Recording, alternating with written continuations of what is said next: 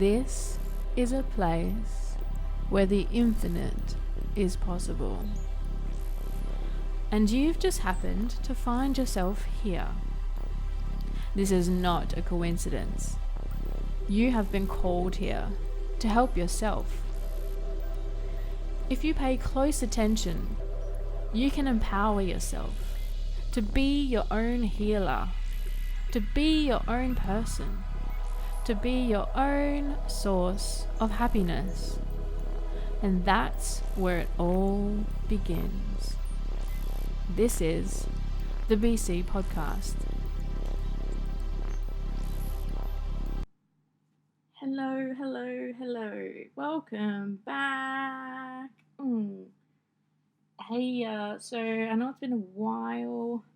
I'm not getting these podcasts out regularly, but that's okay. I just have been going through a lot of stuff in my life, and for these podcasts I need a lot of energy. So when I don't have it, I can't do them. And I'm letting myself be okay with that. But here's another one for you. And I'm excited because I love this dude. And I'll introduce him in a minute. But some quick updates from my previous guest, Kane, episode 20, with the babies of Bhutan. He found an old, dilapidated Coke machine at his work, and he's fixed it all up. And so he's been really excited about having a Coke machine as a money-making tool for the babies of Bhutan and raising money that way. So, well done to Kane. I will put a photo of the Coke machine that he sent me up on Instagram in the story, I think, and I'll see where else I can put that. But yeah, it looks cool. It's nice and shiny.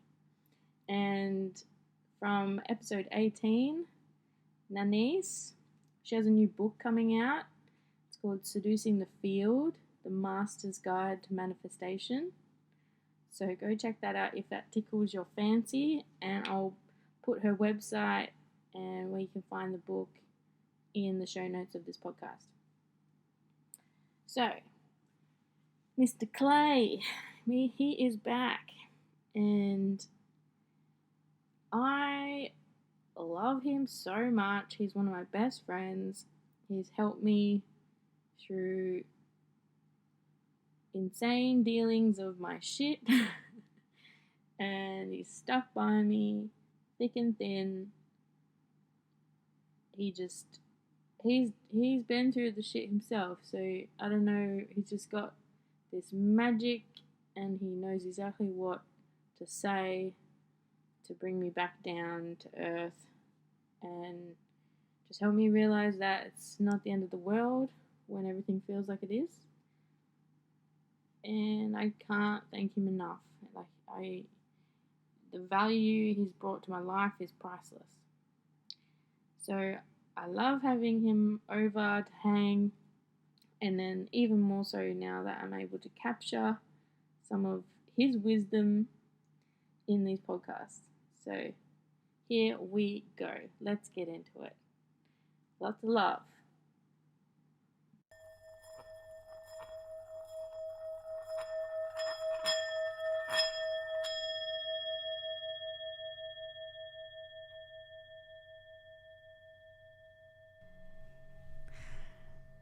Hello, beautiful people. Welcome to the BC Podcast. My name is Beck, and today, guess who's back?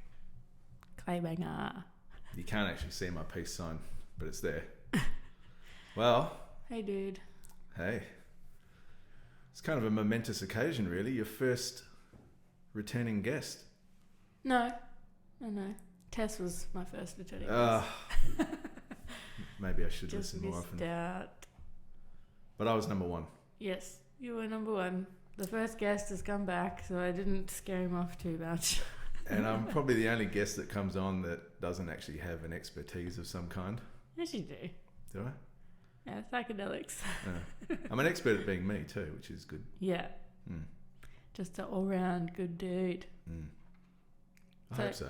You are. You're one of my besties. You know that. But the interesting thing is that we don't work together anymore. No, we don't. In fact, before this month, we'd spent 1 hour together this calendar year, which was interesting when you're together every day for 2/3 of your life. Yeah, and you're my rock out on site, keeping me sane. Now, before we get started, what I would like to say is that I'm very, very proud of what you've done with this pod. Oh. I was there when you were planning it and talking about it, and it was just a concept out there in the air. And now, look at what you've done. I look at these amazing people that you've been able to talk to. Oh, that Darpan episode was amazing. But you've had great other episodes that I've listened to that it's out there now. Like, it's a good thing. What you're doing is a really good thing. Oh, thank you. I didn't expect you to do this to me. I feel very privileged to be a part of it. And it's growing some legs and moving along. You've done very well. I feel very proud to be on here again. Oh, thank you so much. Making me all shy. Don't be shy. Yeah, look, I'd question myself a lot doing this. Like, as you know, all the time, I'm like, what am I doing? Am I meant to be doing this? Like, what is this for? If I haven't got my shit together, how can I help other people get their shit together? Or try and inspire people when I'm not inspired? And I'm shocked at the amount of people that have just said yes to come on. I've had loads of no's, but that's mostly because people are scared to talk on something like this for themselves and don't think they have much to offer, which is incorrect because I wouldn't have asked if I didn't think they did. But so that means a lot that you say that because I don't see it. Well, not a lot of people, if you think about your legacy as a human being, like, you've got something tangible there that's going to be there forever. These conversations, it may only touch one person, but that's all it has to do to provide any kind of value, right? And you've had some pretty cool conversations out there. Yeah. And it's there now, forever, for anyone who wants to have a crack. Go and get hold of it. Thanks. But I had a great time up at work. I listened to the Darpan one on my shift change when I was having a really shitty time at this new job. Not the new one that I'm at now, but my speed hump one before job. That. And I was having a real shitty time, and just an hour and a half of beautiful wisdom, and is exactly what I needed. And it could be doing that for God knows how many people. So you're doing a good thing. And like I told you yesterday, or the day before when we were chatting, you don't have to have all the answers. Vulnerability is something that everyone can relate to, even if you're providing that. Yeah, I don't try to have all the answers. I know I don't have all the answers, but just some might be nice. But yeah, like this whole process of what I've been going through this year has just like made everything untangible. Like, there's nothing solid for me to grasp at. I can't find any truth in anything for myself right now. So it's been interesting. And so then I just question myself constantly when I can't find something to focus on.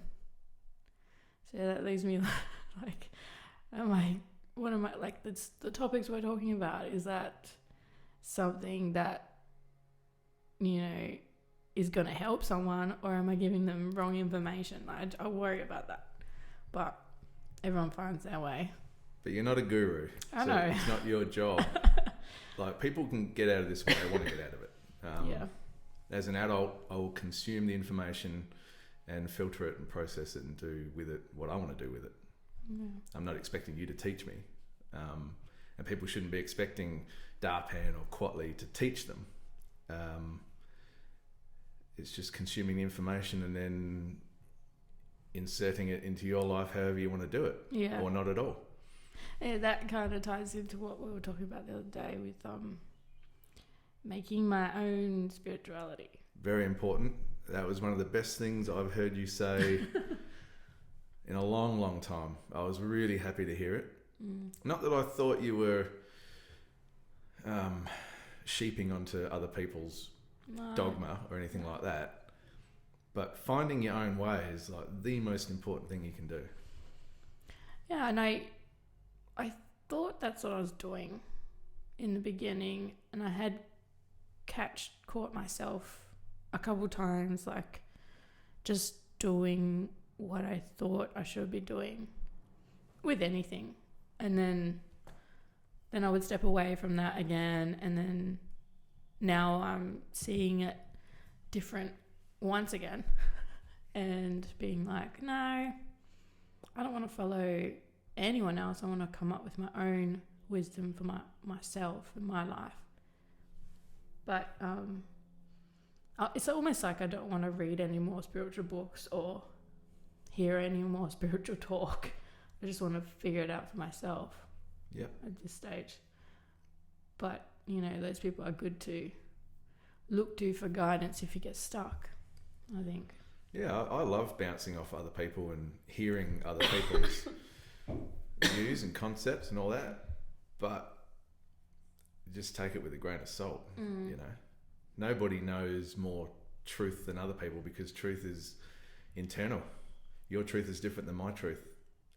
But like I said to you, Eckhart Tolle was one of the rare people that just, like shoving his hand like right inside my soul, and like, I'd never heard anything like it. But other than him, there's a bit of Buddhist concepts that I really like. But yeah, you got to find your own way. And a big part of that is taking the time to give to yourself, like we've been talking about. Yeah. Give yourself the time. You have to. Yeah, well, last night I did some mushrooms and they really kind of showed me that now I need to really truthfully do the work, like truthfully just sit still and do nothing to just calm my whole nervous system, calm my mind. Not even meditate really, just to sit and like sit on the couch and not be on your phone, not be listening to shit, not be trying to buy something, you know, just really sit. And I don't know, the emphasis on, because like for me as a person in the past, I would always retract to recoil and recharge myself because being around people is just too much sometimes. And I haven't been doing that enough in the right way. I've been shutting people out, but I haven't been recharging. I've been distracting myself from myself. So that was like a big thing that I got from mushrooms last night. Man, they are just incredible. Those little beautiful babies. Yeah, like I've been saying to you, I think I'm moving more into that direction now. I've had a good solid 3 years pretty much as with DMT as my main go-to teacher, and it's been unbelievable, just life-changing, absolutely life-changing. But I feel like I've come to the end of the road with it. I really do, and it's probably been coming that way for 6 months maybe. Yeah, and those little shrooms, I mean, when I do get the opportunity to do them, they have their own personality. Right? Each of these classic psychedelics have their own personality, maybe even if you could categorize it into male, female. Yeah, mushrooms are just really speaking to me at the moment. Do you feel the children aspect from mushrooms? As in within myself? Yeah, like they're more playful. Like, Oh, yeah. 100%. I don't really get a female, male energy from them. I just get children. They're very mischievous. Yeah. They can be extremely mischievous. It's funny, I was talking to my wife yesterday about it, and about the different personalities. And DMT has a very otherworldly, like alien type of personality, whereas mushrooms, I feel, are much more closely aligned with humanity. And it's just a different kind of wisdom. I always get this real earthy feeling of oneness with everything. Oneness with myself, oneness with nature, oneness with the universe, my place in it, all of that. Whereas DMT is just so spectacularly alien that you kind of just come out of it and just go, what the fuck was that? Whereas mushrooms, I just feel like they integrate you a lot more. Yeah, especially when it's all finished. You're just on this beautiful level ground. There's no come down from them. It's that afterglow that just lasts for a long time. Most of into the night, like if you do it during the day. And you did it at night, you were saying? Yeah. We started at about 5:30. How do you go nighttime compared to daytime? Yeah, it's different. Nighttime seems to be much more like deeper within myself. Because you've got less external stimulus. Yeah, I think so. I think it's just something about darkness. Like it draws up a lot of my darkness in a palatable way. Like it's not too overwhelming. I can navigate through it, and it'll like give me lots of breaks, lots of resting. Like it doesn't get too intense for too long, but I don't do like huge doses or anything either. But during the day is much more playful, more nature based for me. They've also told me to clean my house, so I've been cleaning my house, having like the best time. Just like it feels like I feel like I communicate with them, and I'll ask them questions and they'll give me answers, and they'll be smart and they'll be funny. They'll tell me jokes. Like I don't understand that, but it's just having a good time. Like I was in my bathroom cleaning the bath because they were like, it's dusty, you need to clean this. And then they were telling me to put stuff on my skin because I was out in the sun. So I went and got some aloe vera gel, and then it just started stinging. And they said, look at the ingredients. So I'm looking at the ingredients. And it's all like chemicals, and it just, somehow that aloe vera snuck in. And I usually use natural stuff, and they're like, don't put that shit on you. We want you to put natural stuff on. And I don't know if it's my own wisdom or if it's coming from something else, or I don't know, but it's always loving, helping me, protecting me, making me see things clearer, and even like repressed memories, bringing them up and showing me them from a different angle that I hadn't considered, just to get a bigger picture of something that you were so close-minded on before. So yeah, just the possibilities. How would you compare it to ayahuasca in terms of like dealing with your shit? I feel like you can't really low dose on ayahuasca. You kind of jumping in the deep end. But you do get through it. But it's really like, sometimes it can shock the body a lot, so you find yourself resisting. And if you're not aware enough to tell yourself, let go, you can be resisting for a long time until it wears you down and you finally give up, and then it all gets amazing. But I feel like the mushrooms kind of almost like give you the answer quicker. Like they'll say, it's almost like someone's telling you, helping you on a test, and be like, hey, it's over here, the answer's just there. And you're like, oh, and then you get it, and then you understand quicker. I don't know, it's different. Like I love ayahuasca for it just gives you big teachings, big teachings in it's so hard to compare, because I feel like the mushrooms give me huge teachings as well, but with ayahuasca it's been like an ongoing theme. Each ceremony connects to the last for me. It doesn't happen like that for everyone, but it's sort of like it's dealing with this huge issue each ceremony, and so much information comes in, whereas the mushrooms, I can pinpoint areas in my life. Like before last night, so I just said, I want to know like who I am, what my identity is, and if I can be okay with not knowing, just to accept who I am, where I'm at in my life right now, just that kind of identity thing, because I feel like that's what's happening. I feel like I've lost who I am, and and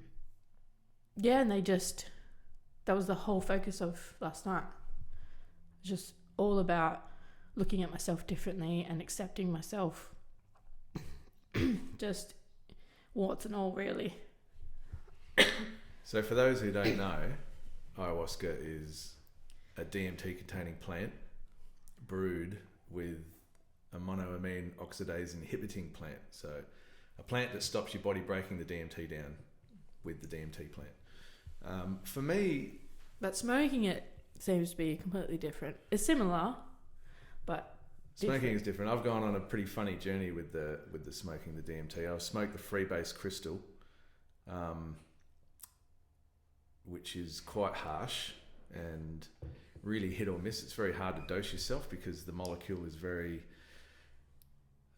fragile, so you can't put direct flame on it. It's so then I started infusing freebase into leaf, just inert leaf, whatever, mint, passion flower, pau d'arco, blue lotus, which is one of my favourites.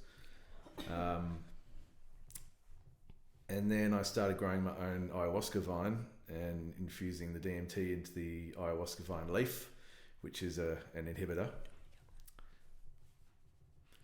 And which is like a mini ayahuasca, mini smokable ayahuasca. But yeah, I find the teachings I get from DMT and ayahuasca are very coded and lots of metaphors. And the changa, is that what you're talking about? Yeah, changa is the smokable, smokable ayahuasca. Yeah, I just find it the messages for me are quite hidden and coded, and lots of elaborate metaphors and lots of, for me anyway, reptilian type metaphors. Whereas the mushrooms will, as you said, just give me the answer. Just give me the fucking answer. You know, like for instance, when I was doing the ayahuasca ceremony that we did a while back, I was getting a lot of imagery of jewelry and jewelry embedded into nature, embedded into tree trunks and embedded into plants. It was bizarre. It was really bizarre. You didn't tell me that. And I still don't know what it was meant to represent, but it was a large part of my trip. And I'm like, what do you want me to get out of this? And then again, it was happening with regard to this, whatever this creature was. It was so big that all I could see was just segments of it. I couldn't even see the totality of it. And it was some kind of reptile, because I could tell by the shimmering type of skin that it had.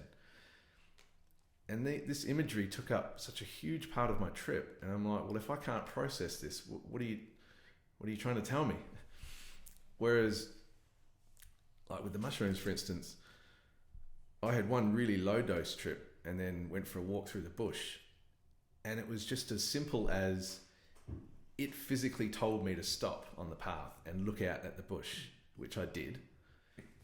And then the bush, instead of being made up of individual trees and plants, all became one unit and started rising and falling as if it was breathing as one whole thing. And then it did this big breath out and just said, we are all the same thing. You, me, the trees, the birds, we're all the same thing. And it will give you direct messages like that. Whereas I find that DMT is very coded, and it seems to have its own sub-language that we don't really understand that well.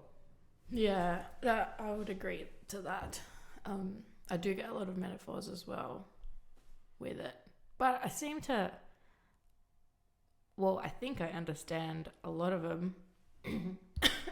But then you do start to question yourself because you're like, well, wasn't that clear? But was that what that was? Oh, I don't know.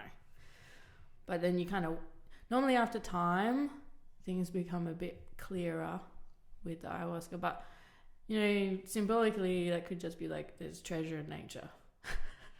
Could be. Who Could knows? be simple I like still that. haven't figured it out.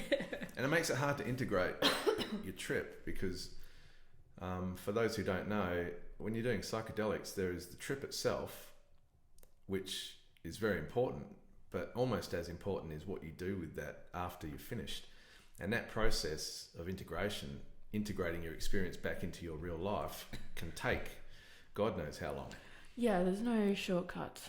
You have to do the work, and it's almost like you get these teachings or reminders of shit you've forgotten. And then it shows you sometimes it will show you step by step what you need to do. And if you don't follow that, you just revert back to old patterns and more pain. I'm finding lately that in moments of honesty, I haven't actually integrated much of my trips at all. It's only been hitting me the last week or so. I'm like, God damn. Like, have you really changed that much since you've done them? I know that I have, but there's so much more I could be doing to integrate these amazing lessons you get. And yeah, I really need to work more on the integration. I think also with ayahuasca and DMT, it's a lot of it is subconscious. Like they're working a lot in the subconscious. You know how they think DMT is what happens when we dream. That's all subconscious stuff. So I feel like a lot of it goes into the subconscious and into the physical body as well, and the nervous system, because your body has its own wisdom and it knows what to do a lot of the time if you let it. I was doing a yoga, it's trauma-based yoga.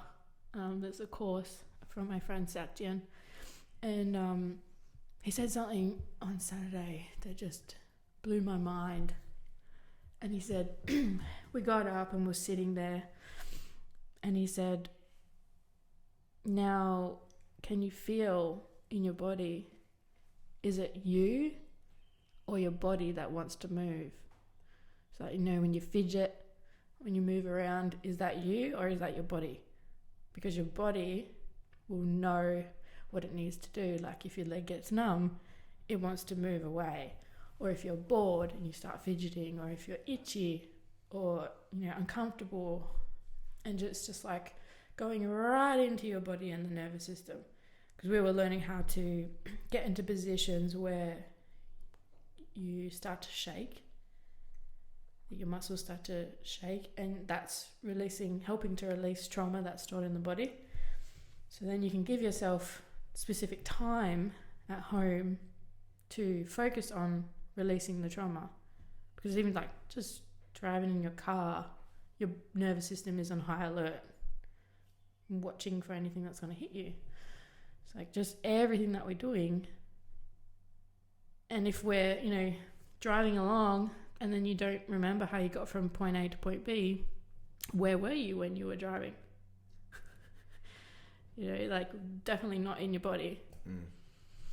So this, he focuses on bringing you back into your body constantly, and just monitoring it, just observing it, and not judging if you're like hypersensitive or undersensitive. And when he was talking about undersensitive, that's like being depressed, and that's like your nervous system is not working at all. It's not, well, it is, but it's not working at where it should be. But he's like, that's okay. But you can notice when something happens and your nervous system spikes. But yeah, like he can explain it way better than me. Future guest? Yes, I would love to have him on. But yeah, it was just really interesting. Is it you or is it your body that wants to move? And I forgot where that started. What did you say? We're talking about integration. Integration, yeah. It's a full process. I mean, integration is your body, your soul, your mind, your spirit, all of it. Oh yeah, subconscious. So I think it's a lot to do with the subconscious. And you totally have changed a lot. You're looking after your body more now. You're much more connected to your family. You know, things are changing. Yeah. They are changing, but you obviously know you can do more. I can see the end goal. Yeah. I can see the potential. And I'm like, why aren't you reaching your potential? But I guess that's the human condition, isn't it? That's what we're all trying to do. Yeah. That's probably why people are listening to your podcast. Like, wow, yeah, self-help. Let's do it. Let's get better. There's only so much of this crap you can listen to too. Yeah, I've been there. Because it's work. It's like so exhausting being so aware all the time. Yeah, it's like I said to you the other day when you said you want to stop working on yourself. I'm like, yes, yes. Yeah, because working on yourself non-stop instead of just being, tiring. Yeah. And even just being is tiring. Yeah. It can be. Escaping is more fun, right? Yeah. I try not to escape. You can't. I mean, you escape enough and you're just wishing your life away. Yeah. And, you know, I'm becoming very, very aware of time now. I know I'm not old. I'm 41, but I'm definitely feeling more aware. Like, time is a factor now, where it never used to be. But I'm really feeling it. And I haven't even told you about this, but I had a really scary experience a few weeks back. I thought I was having a stroke. I still don't know what it was. But I was sitting out the front, just on my chair, looking out at the bush, at the world going by, and the right-hand side of my jaw clenched up, just like a little ball of muscle just clenched on the side. And then that spread up to my right eye, and then it felt like the whole right side of my face was drooping, and I'm like, fuck, I'm having a stroke. And then my right arm and my right leg started to get all tingly and numb. So it was like the whole right side of my body was just feeling this weird way, and I bolted, which is a sure sign that I didn't have a stroke, but I bolted for the front door and went, and we got this big mirror in the hallway, and looked in the mirror, like fully expecting my face to be drooping down. And I had my phone out, and I was kind of confused as well. I couldn't work out who I'm supposed to call. I'm like, do I call an ambulance? Do I call Tara? What the fuck are either one of those numbers? I couldn't work out how to call an ambulance. And I was just like, I was freaking the fuck out, like majorly freaking out. And I just kind of just started deep breathing. It's like, no, just relax, you're not having a stroke. And I was trying to Google diagnose myself, and I'm like, maybe you've just trapped a nerve somewhere. But yeah, I fully thought, I'm fucked here. I'm going to have a stroke at my house with no one here. I'm not going to be able to find my way. And I did the man thing. I just wrote it out, told my wife about it at the end of the day. God. And she's like, go to the doctor. And I went, no, I'll be right.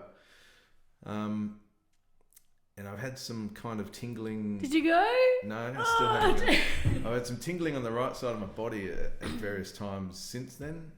Just sort of intermittent, on and off. You know, there's a thing called mini strokes. Yeah, don't worry, I've Googled everything. I've Googled heart attacks, I've Googled stroke. Go get a blood test. Yeah, I'm actually due for a blood test, so my wife's been on my back about that too. Tell the doctor, can you check for strokes as well, please? Yes. But the one interesting thing that did was that it told me in no uncertain terms whatsoever that I am shit scared of dying. Ah, we had this conversation before and you're like, I'm okay. I've always thought that I was fine with dying because I've had some massive, massive DMT trips where you feel as if you are dying or you have died. And was that our time up? No. I'm joking. Dying. Yeah, DMT. you know how you go with DMT. You go so deep into it, you've got complete ego dissolution. I don't know if I've had that. Really? Yeah, I don't know. Well, for those who don't know, you've got your true self, your essence, and you've got your ego. And your ego is what exists outside of the default mode network, which is your everyday... That's a table. Functioning. I'm going to do what I need to do to survive. And then you've got your higher self, obviously. And part of, I think, maturing as a human being is being able to identify which is which and who's speaking, your ego or your true self. But ego dissolution, when you have a big psychedelic trip and you just smash right through your ego and completely forget who you are, what you are in a lot of cases. I mean, I've had trips where I've not known where I am. Like, I'm in my backyard, but I don't know what my backyard is. I don't know what my hand is. I don't know what being a human being is. And when you have experiences like that, you come back and ironically, your ego is telling you, fuck, I'm not afraid of death. I've just stared death right in the face and I've been there. If that's what it is, then I'm fine with that. And I was carrying on this, I don't know, this crap that I was fine with dying, that I'm comfortable. I don't want to die, but I'm comfortable. It's not crap. It's what you thought. Until it happens. Like that, and I'm air quoting stroke, scared I can't understate how fucking frightened I was. Like, it scared the shit out of me. I went to pick my wife up from work and she noticed straight away, oh, what's wrong here? What happened? And I'm like, well, I thought I had a stroke today. I'm surprised she didn't get you to go. Oh, she's been pushing, don't worry. But I'm pretty stubborn. I don't know why. I don't know why I'm stubborn, but... It's just because if you hear the answer, yes, you had a stroke, then what? I don't know. Do you know, a big part of me is... yeah, it's quite strange. I thought I'd conquered all this shit.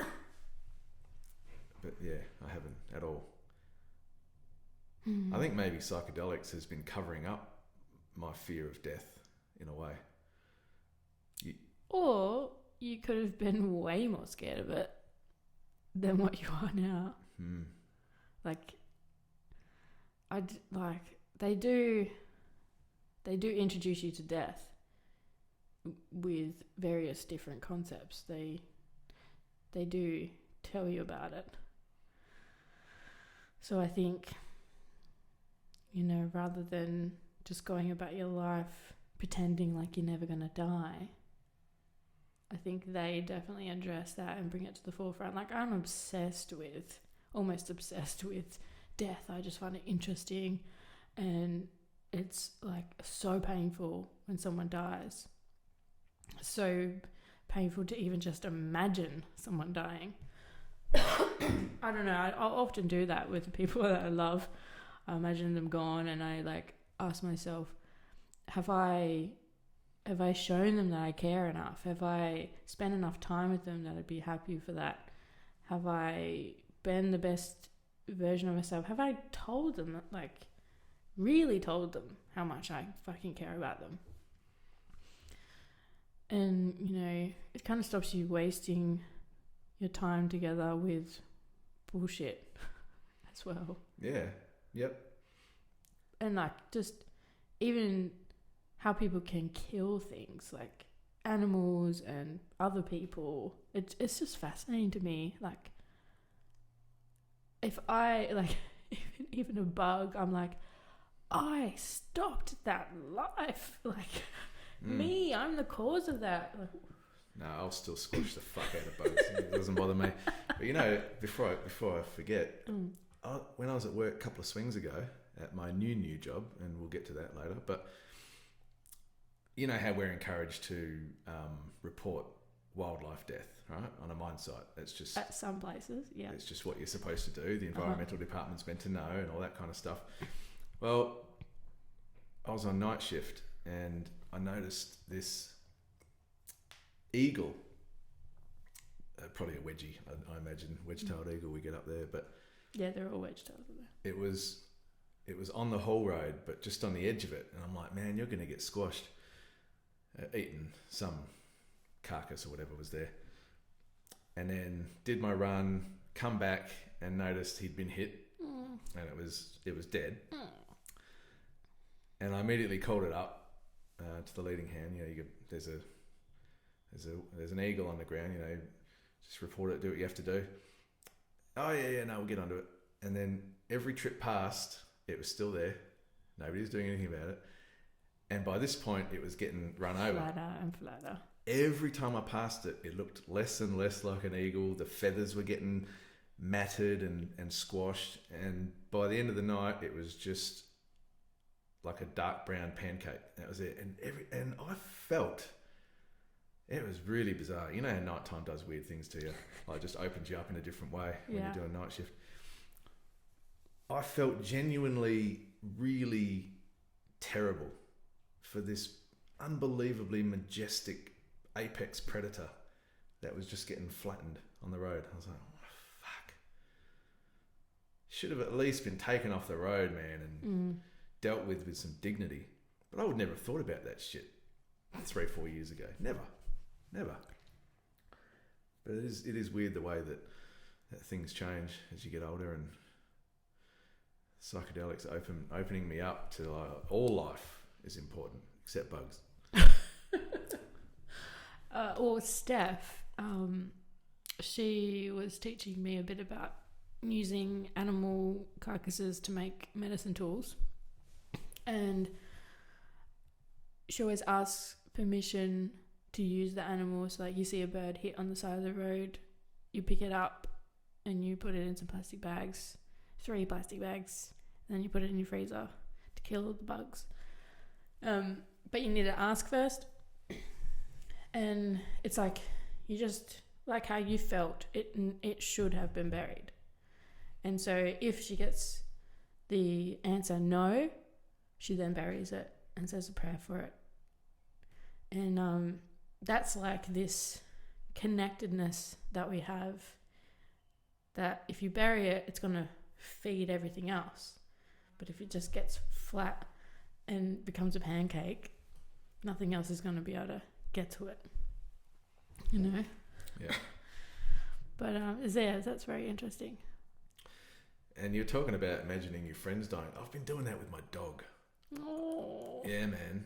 And it fucking gets me going. I'm telling you. Yeah. My dog, he's beautiful, Staffy. He's 6 years old. So according to dog years, he's 42 this year, which is the same age as me. It's still young. They can live. Yeah, I know. But I love my dog. Like, I love him like I would love a human. Mm-hmm. Like, we spend so much time together. I'm so close with this animal. And a few times at work, I've just sort of imagined the time when, we've got to take him down the vet and give him that injection. And it's like, man, I've told Tara, I'm like, I'm going to be a wreck, man, when that dog goes. Yeah. It's pretty crazy because I didn't even cry at my dad's funeral, and she's like, "You're gonna be bawling more at your dog's funeral than your dad's," and I'm like, "Yeah, I know, man, I know." Yeah. Well, my ferret passed away. Was it the beginning of this year? You definitely do seem like a ferret owner. Yeah, I had her. She was 8, and Is that like a full life for a ferret, or what? Yeah. Yeah. Yeah. Was she 8? 7 or 8. Fuck, I can't remember now. Yeah, and I felt like I didn't have the right to cry as much as what I did, and I wanted to cry way more for this little ferret. I didn't feel like I should be so attached to it. And especially like I got her, and then 6 months later I started working away, and I just felt guilty the whole time. And she's lived with friends and different family like at different times until I was in my own place, and then I could have her back. But you know, all of that, it just made me feel so guilty. I just felt guilty all the time. And yeah, I'm like, why am I so upset about this little thing? And it's like, you know, people getting upset about dogs is understandable because everyone gets upset about their dog. But it just felt silly, like as if I was crying over a rat. And I still probably would. They can show you affection, can't they? Yeah. Ferrets, yeah? Yeah. So they can love you. Yeah, she played with me, and yeah, she was awesome. Love is a universal language, man. It doesn't belong to humans. Yeah. We can feel it. They can feel it. Yeah. Like my dog loves me. Loves me. Pisses the rest of the household off because I'm the one who spends the least amount of time with him, but he absolutely knows that I am the alpha. And he is just, he's smitten with me, and vice versa. But yeah, it scares the shit out of me, the thought of him going. It's crazy. I've never had a dog really before. I had one for like 6 months, and then we had to get rid of it because it was a blue heeler. But yeah, I'm really hesitant to fall in love with something like that. Well, my dog is kind of like, he's more than just a dog for me. He represents something, because like I've struggled for money my whole life as an adult. I've never had my shit together. Like I bombed out of high school because my parents were getting divorced like right in the end of high school. And I'd always been a really good student, but just the timing was fucked. You know what I mean? We moved house a lot, and there was just a lot of shit going on. So I bombed out of high school. Then I had to repeat after I took a year off. So I was already 2 years behind everyone that I knew. And then I went to uni for God knows what reason, because I didn't really want to study. I didn't want to study anything there, but I just wanted to be a part of it, a part of the social thing where all my mates were. So I did 4 years of a degree that I didn't want to do, that was never going to provide me with employment. I'm surprised you finished it. Yeah, I really didn't want to. But I thought, fuck, if I don't finish it, then I've just wasted that time. Instead of thinking in my head, just cut your losses, because you've already wasted, and you could waste more time. And it was all costing me money as well, don't forget. So I ended up, like, what was I, 23? I'd never had a job, not even a part-time job. And I was so far behind the 8 ball. And then, because I couldn't get a job with regard to my degree, I was getting all low-paying jobs. So my whole life as an adult, I've just had no money. And because I've had no money, we've been renting places, can't get my own pet, anything like that. And I'm a dog lover, like a massive, massive dog lover, but I just could never provide the situation where I could have one. And I always said to myself, when I'm set up, I'm going to get that Staffy. So he's more than just a dog. He represents when I finally got my shit together. And I could be self-sufficient and provide him with a house. So yeah, my dog Rock is apart from just being amazingly, affectionate and just so well behaved and just the most beautiful nature. He's super in tune to you. Yeah, and he knows how much he means to me, but he represents me reaching that stage of my life where I can actually have him, which is, yeah. But that just makes me love him more, and that's hard. Because loss is part of love, isn't it? I mean, you don't really truly appreciate love until you've had loss. Yeah, that's why one of the best things my wife has ever said to me, as for you talk about wisdom, she said to me, you always have to go through the one, quote unquote, to get to the one. Wow, that's amazing. Because you don't. I wouldn't have appreciated her unless I'd had the terrible relationship I had before her. So I think loss is part of love. It makes you appreciate it a lot more. Man, we knew this was going to meander before we got started. We are meandering like a motherfucker. Oh, down the death rabbit hole. Yeah. Oh, shit. We should definitely keep it more upbeat. I think last time we started talking about suicide and shit, it's like, come on, man. There's more shit going on in our life than that. So, the job. All right, let's get into the job. So, I got fired from your place of work after 3.5 years. And I'm going to try and keep all of this as anonymous as I can.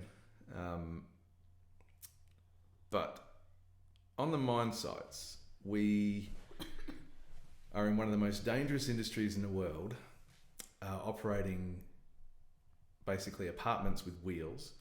Yeah. But we are not trusted to put ourselves to bed. So we have a curfew. You're not allowed outside of your room after the curfew. And for us, that was 10 o'clock. And for most mine sites, I think it's 10 o'clock as well. No, most mine sites are earlier. Oh, Jesus Christ. So, me being a father of two, I like to tell my kids what time they go to bed. I don't like being told what time to go to bed. So I would often drink with a small group of people outside of our curfew times. Get a nice quiet place out in the bush. And only normally on shift change, right? Yeah, shift change. And so we had our little group, and we'd try and keep as small of a footprint as we possibly could, as far as being loud and all that kind of thing. So we were doing our normal thing, having a few drinks after shift change, and I'm going to cut the story quite short. There was just a random guy that showed up. Nobody knew who he was, and he got really aggressive really quickly with no provocation, and ended up knocking out one of our friends in the group. And then before we knew it, all hell broke loose, and there was just fights going on everywhere, not including me. I was just there, and I was just there. Move the mic closer. I've moved back. Yeah. I was just there until I had to get involved. I got a fair bit of martial arts training and nightclub work as far as just stopping a situation. And Jiu-jitsu, boy. Yeah. Close counter stuff. And these guys were just hurting each other. And at that point, I was still thinking self-preservation, and I was trying to keep my job. And I'm like, whatever you do, like, you're here, yeah, fair enough, but just don't get involved, and you might be able to get away with it. Until just a lot of really reckless violence was happening, and I'm like, these guys don't know how to stop this, and they don't know how to even stop it from escalating further. So yeah, I just at that point I was like, right, I've got to get involved here. So I grabbed the guy and subdued him in a hold until he calmed down, which he did, and then left. But by that point, just too much noise had happened, too close to the dormitories, the accommodation, and work found out about it, found us, or we came forward, because they didn't know who it was, but yeah, we came forward, gave our story, and they essentially wanted us to turn on each other, which I've been told afterwards by people that have had direct communications with the people involved in the investigation. But they, from what I've heard, they weren't happy about me going, but they weren't going to keep me without me flipping on people in the group, saying that they were the instigators, they did this, they did that, and I did nothing. But I was never going to do that. So yeah, copped it on the chin. I didn't actually think I was going to get fired. We went through 3 rounds of interviews over 3 days, and for the first 2 days I felt pretty good. I was getting good feedback from the bosses that, you know, I'd been a pacifier and that I had nothing to worry about. But on the 3rd day I woke up and I just felt the energy. I was like, nah, I'm gone. And I packed up all my shit, packed my room up, and I told one of the other guys that was waiting in the wings for the decision as well. I said, I packed all my stuff today. He's like, what do you mean? You've always been pretty optimistic. And I was like, yeah, no, I've got a feeling this morning we're gone. And had my last interview and had a bit of paper waiting for me. adios amigo. So that was it. But luckily, God knows why they chose to do it, but they actually gave me a month's notice pay, which took all the pressure off. I'm like, righto, well, if I have to, I can actually take a couple of months off here. And I was pretty hell-bent on getting onto an even time roster after that. I'd been doing 2-in-1 for 3.5 years, and it had gradually but very, very surely been taking a toll on me mentally, taking a toll on the family. And then it got to the point where it was like, I'm never going to be able to make the money I was making there, because that money is just crazy. It's just crazy good money. But if I can get a better roster, then I can make this work for me. You know, it won't be a backward step, because in my mind, I just couldn't cope with the idea of just doing the same roster for less money away from my friends. I was like, fuck that. Whatever happens, I cannot cop that. And so I applied for this place that I desperately wanted to get to, and it was my only goal. It's the only place I was going.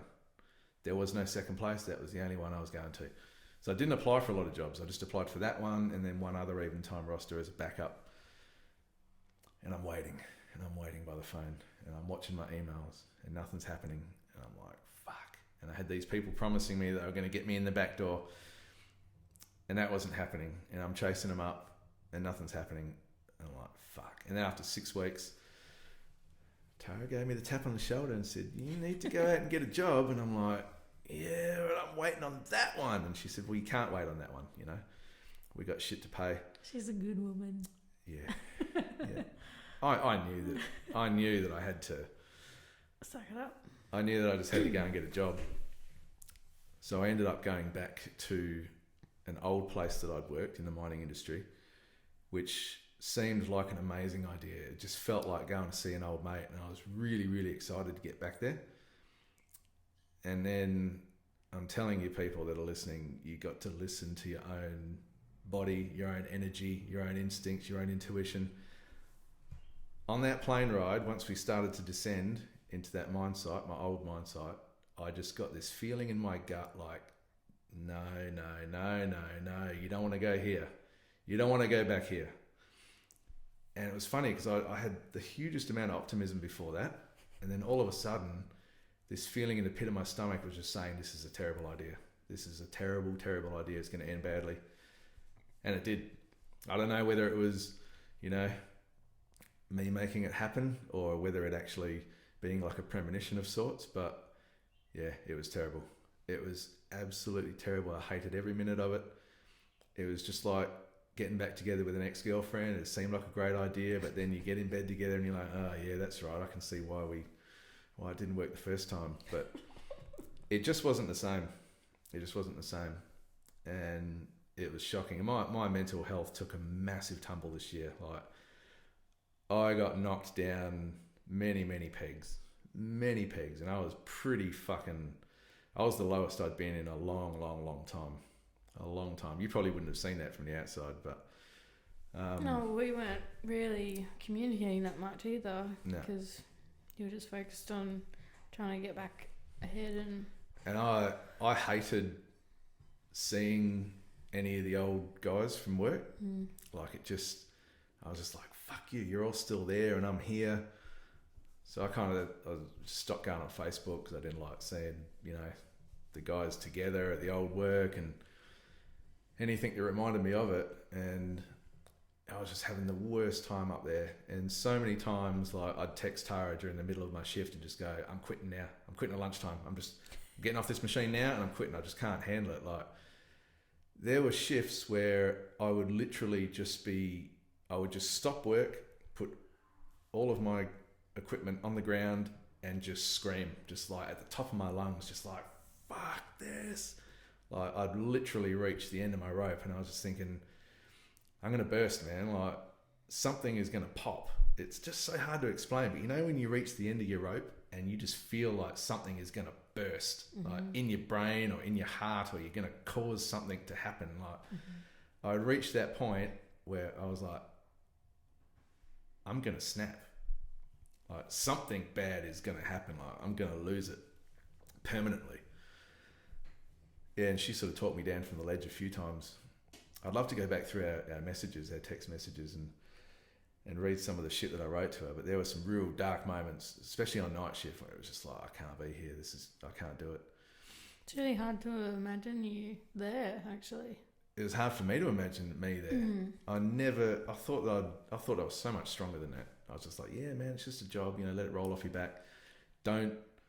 But you are, like you said, you need to listen to yourself. Yeah, but man. what you're saying is like, so similar to what I was experiencing at the same fucking time. Yeah. It's amazing, like, when I was at the very, very lowest of the low and I was waiting to hear back from this Eventime job that I desperately wanted, and I was stuck in this other one that I hated for less money, like a lot less money. So the way I viewed it was, what have I done to the universe to deserve this kind of fucking smacking? Because I had everything set up for me there. I had excess money for the first time in my life, like where I could take my kids on a plane for the first time, get them overseas for a couple of holidays and get them experiencing different cultures. And I finally felt like a success in my life. I'd always been, the one that was the last to get the mortgage, the last to get the nice car, the last to dress himself in nice clothes and be able to do things for my family that are, luxurious or, but I had it all there, and then I had it all taken away from me, and I was doing the same job on the same roster, actually a worse roster.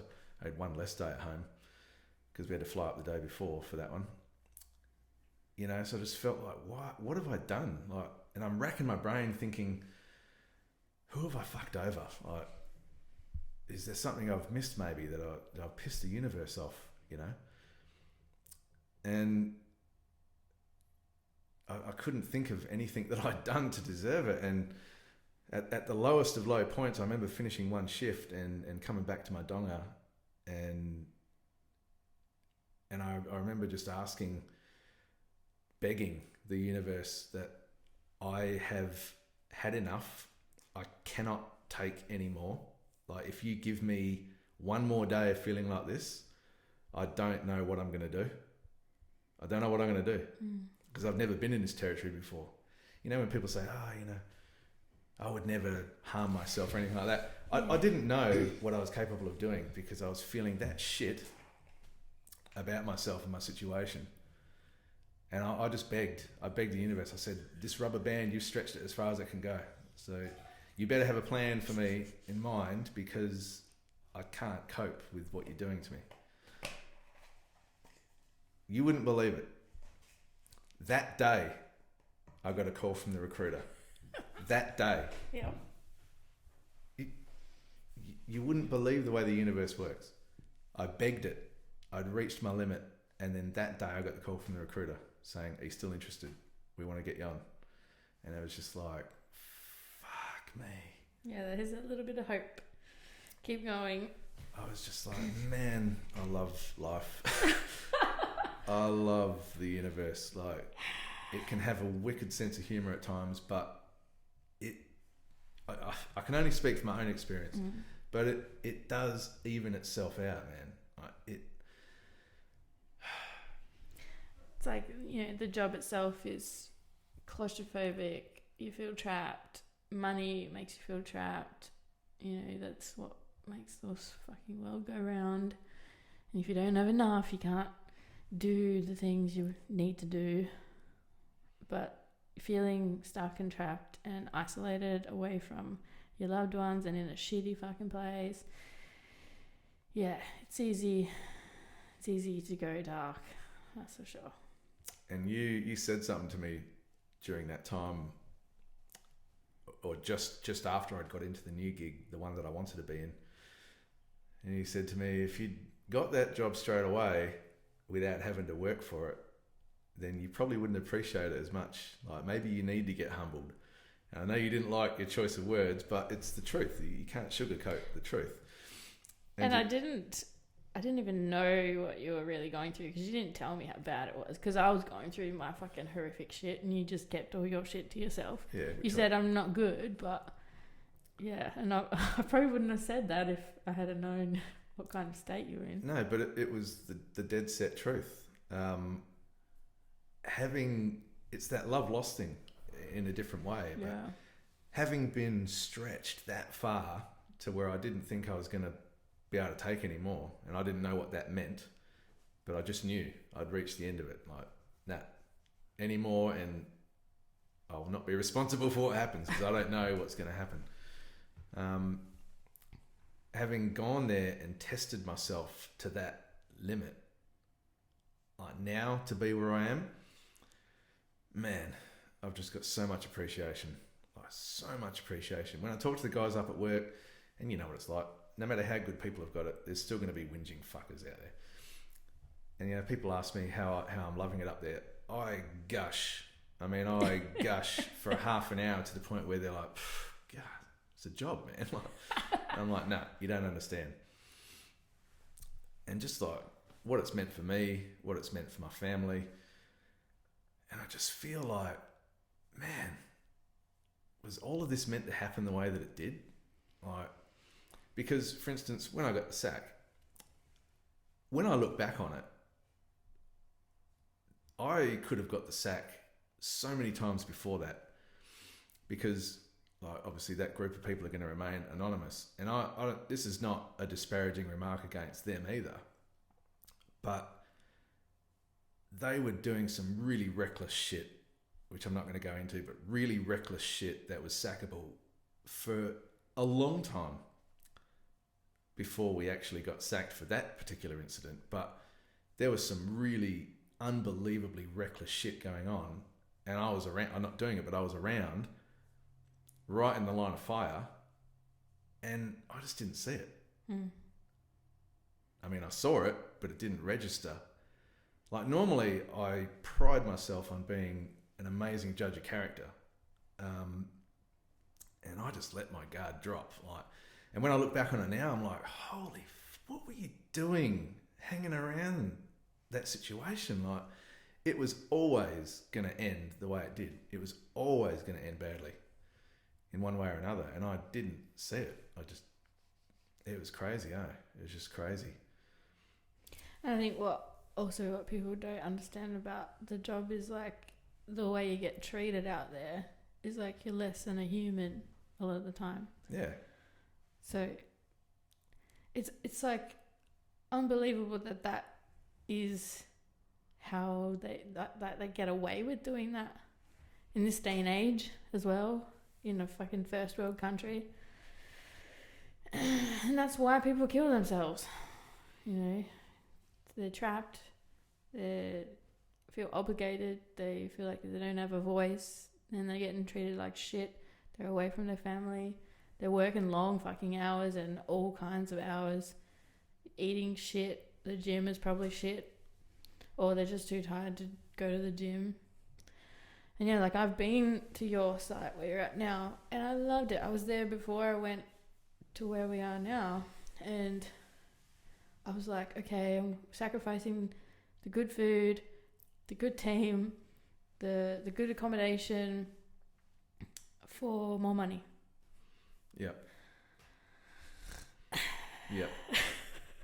See, I've always been able to deal with a shitty circumstance in my life at any particular moment, because I've always been able to see the bigger picture and go, well, yeah, don't worry, man. The universe has got something in store for you. There's always a lesson in shit. There's always a reason why it happens the way it happens. That particular circumstance, I couldn't see what I was meant to learn. And I was just like, fuck. So you've turned your back on me, eh? Like, well, where do you go from there if the universe is not on your side? I was like, fuck, what do I do here? But I would never have left that job on my own.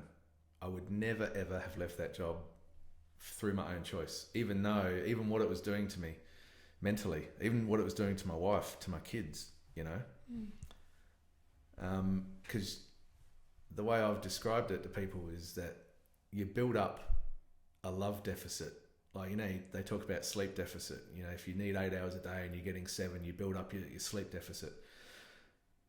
And then you just run yourself down further and further fatigue-wise. Well, I feel like that with love. I felt with the 2-in-1 roster, every time I'd come home and go back, it's like, fuck, has that been a week already? And you're just building up that love deficit. And to the point where at the end of my time there, yeah, man, I didn't even feel like me anymore. And then when you're feeling like that, you start to replace or start to try and fill that feeling with material shit. So I was like, yeah, you know, but at least we're getting the kids overseas and we're doing our Bali trips, and, you know, well, let's talk about buying that fucking $55,000 ute that I don't need. And, you know, let's talk about this purchase or that purchase. And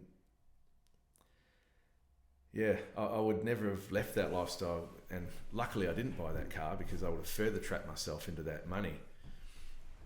But, you know, I'm earning $50,000 a year less than I was 8 months ago, but I've never been happier. Like, yeah. So how's this extra time affecting you now? well, Time home I'm not actually doing anything productive with my extra time, yet. but I feel completely balanced. Like, Good. when I go back to work, I'm ready to go back to work. I don't want to go back to work, mind you, but I'm ready. Do you know what I mean? Yeah. I feel rested. I feel like I've had enough time.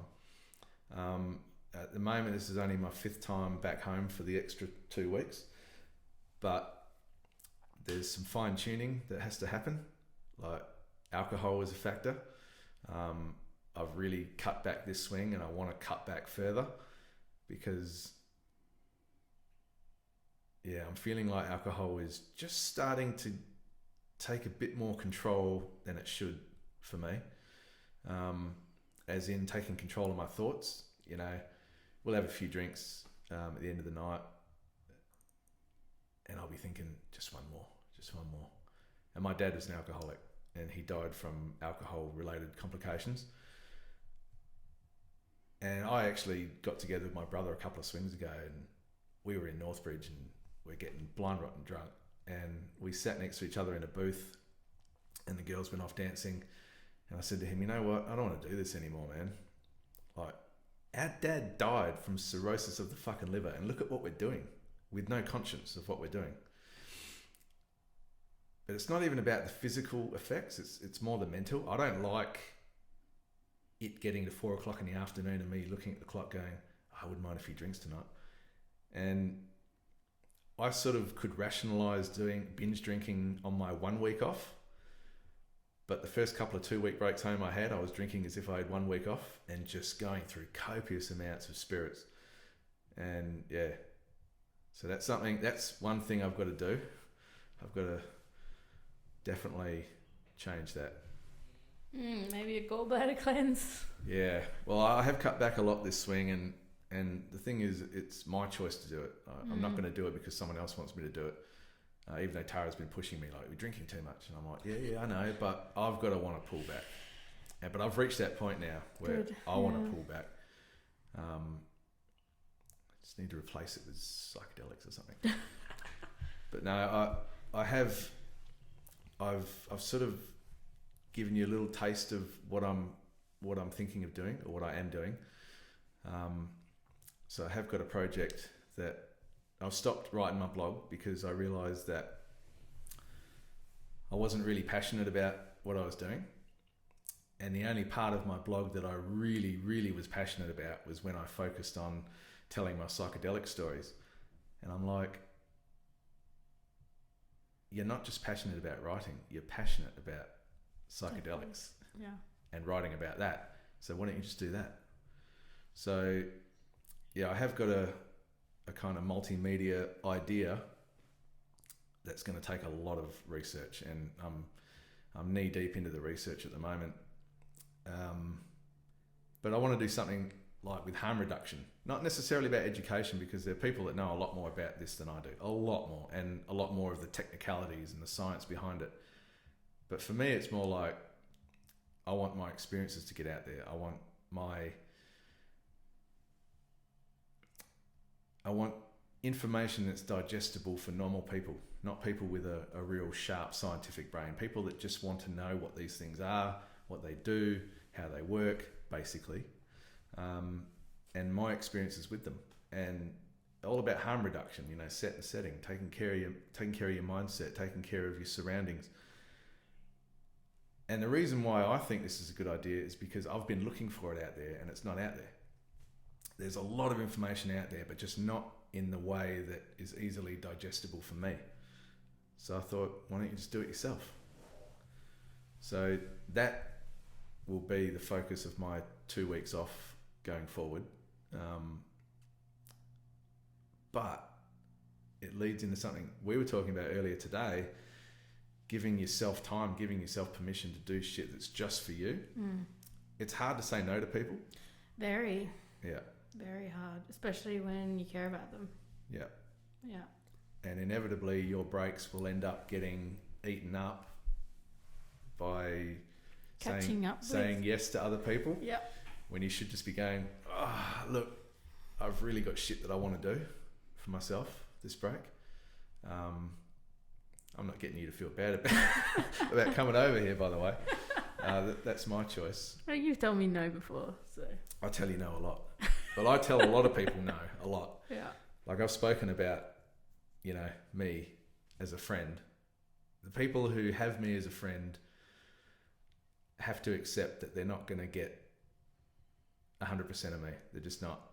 Yeah. But while I'm with you, I will try and give you very genuine, very honest, you know, I'll be there for you 100% when I'm with you, but I can't be with you as much as maybe people want me to be.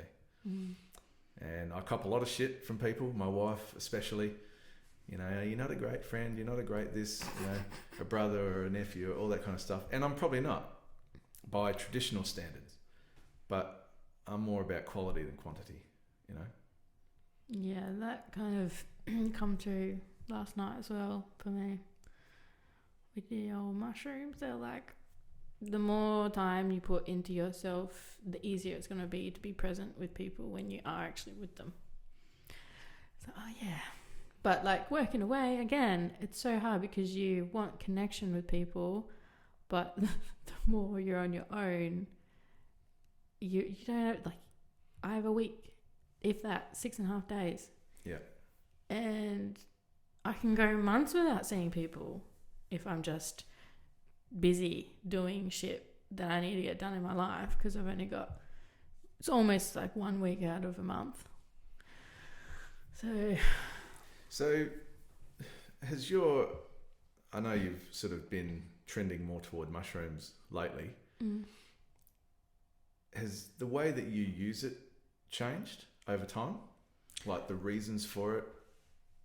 No, my reasons avoid, there's only been one occasion where I had them at a festival and I was shit scared of what was going to happen because... Set and setting, folks. Yeah.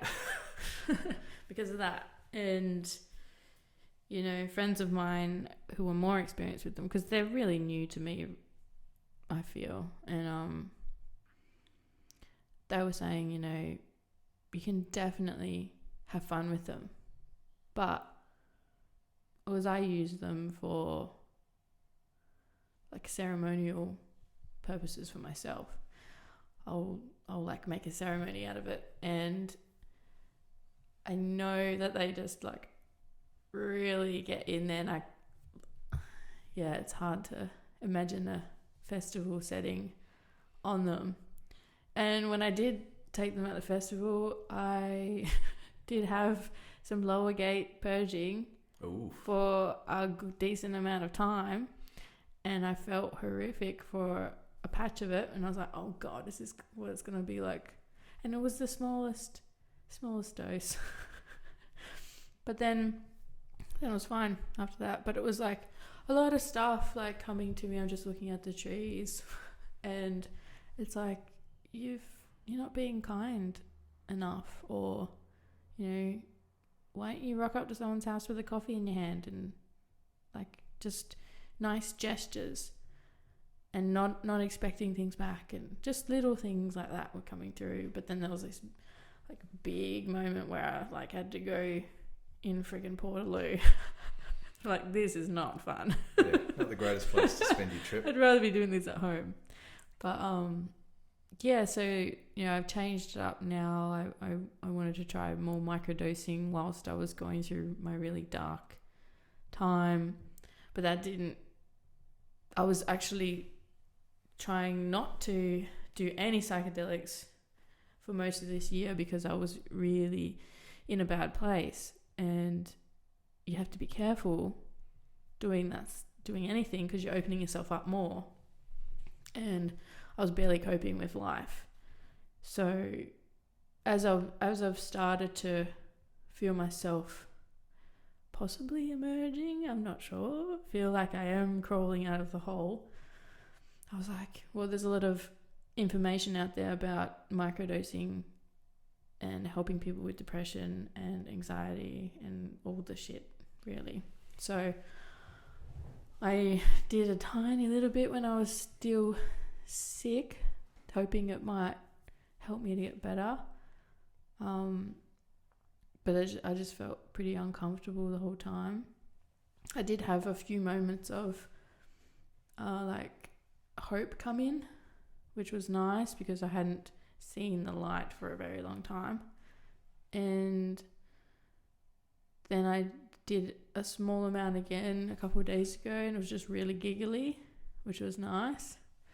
And then last night I did a bigger dose by myself, and really powerful. And I felt like I'm coming back to myself again. I started to feel connected to people again, and just seeing how I need to put more boundaries in place for myself, and just distinguishing who's genuine in my life and who's not genuine in my life. And also the caliber of a person, like who can be with you through thick and thin, and not someone who's just going to run away when things get hard in your life. Yeah. And I was really shown that that's what I'm looking for in my friend's life, in a future partner, in anyone involved in my life.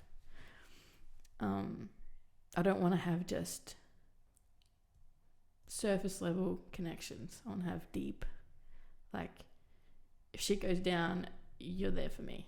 That's what I want, because I'll be there for them. Yeah. So, yeah, you know, finding that is a bit harder. But when you know that's what you want, yeah, it makes shit a lot easier. Yeah, and like they were saying to me, man, you got to go back to being brutally honest with people again. Like, don't sugarcoat shit. Like, I started to do that because when I was younger, I would really offend people, and I didn't give a fuck. But then as I grew older, I'm like, I could be saying that a bit nicer, but then the niceness took over the truth of it. So yeah, they were just reminding me, go back to being your strong, assertive, don't give a fuck, just focus on yourself and the genuine connections that you have. And if they don't feel genuine, don't waste your time. As much as you care about the person, it's so not worth it. You know? I think you can be tough and maybe not be a hard ass at the same time. I mean, you know, it's still a learning thing. I'm going to have to ebb and flow and figure out what works and not be an asshole. But I may be an asshole as well. Yeah. At times. I've been at that point for a long time in my life where I don't really care about the number of people I have in my life. It can be 2, 3, I don't give a shit. As long as they are the kind of people I need. But see, you have a family. It's different. Like, I don't have family, and like I had someone come over and they're like, are you in this big house all by yourself? And they were genuinely shocked. And I'm like, oh yeah, I am. Like, I like my space, but yeah, I'm alone a lot. So like, it's if you have a family, you don't need that many friends, I feel. Or do you? Well, I guess it's different for each person, but you got to become a one-man family first, one-woman family. Yeah. Yeah, like my strength doesn't come from my family. It definitely adds to it, but yeah, I find you got to hit that point where you're getting enough from yourself that you don't really need other people, but you want other people. I think that's what this whole thing might be about. You know, this losing my identity thing and having to connect with myself again and just see all the fucking ugly shit that I've hidden away and then decide to just be as true as I possibly can to myself and then share that with people, with the right people. And well, now that you know what you want, you'll be able to filter people a lot easier. Well, you know, practice makes perfect. I really have found that I hate having tough conversations with people. Like, I never used to have an issue with it. I used to be like, fuck off, whatever. But now I'm like, it's just harder to be like, you were like one of my closest friends and now I don't want anything to do with you. Ooh, sorry. Yeah, don't mind this sound. First beer of the day. No, it's not really. Kidding, folks. It's a Coke, no zero. So yeah, I don't, you know, it's all, a lot of this it's been building, but last night really made things a lot clearer thanks to the mushrooms. Love them.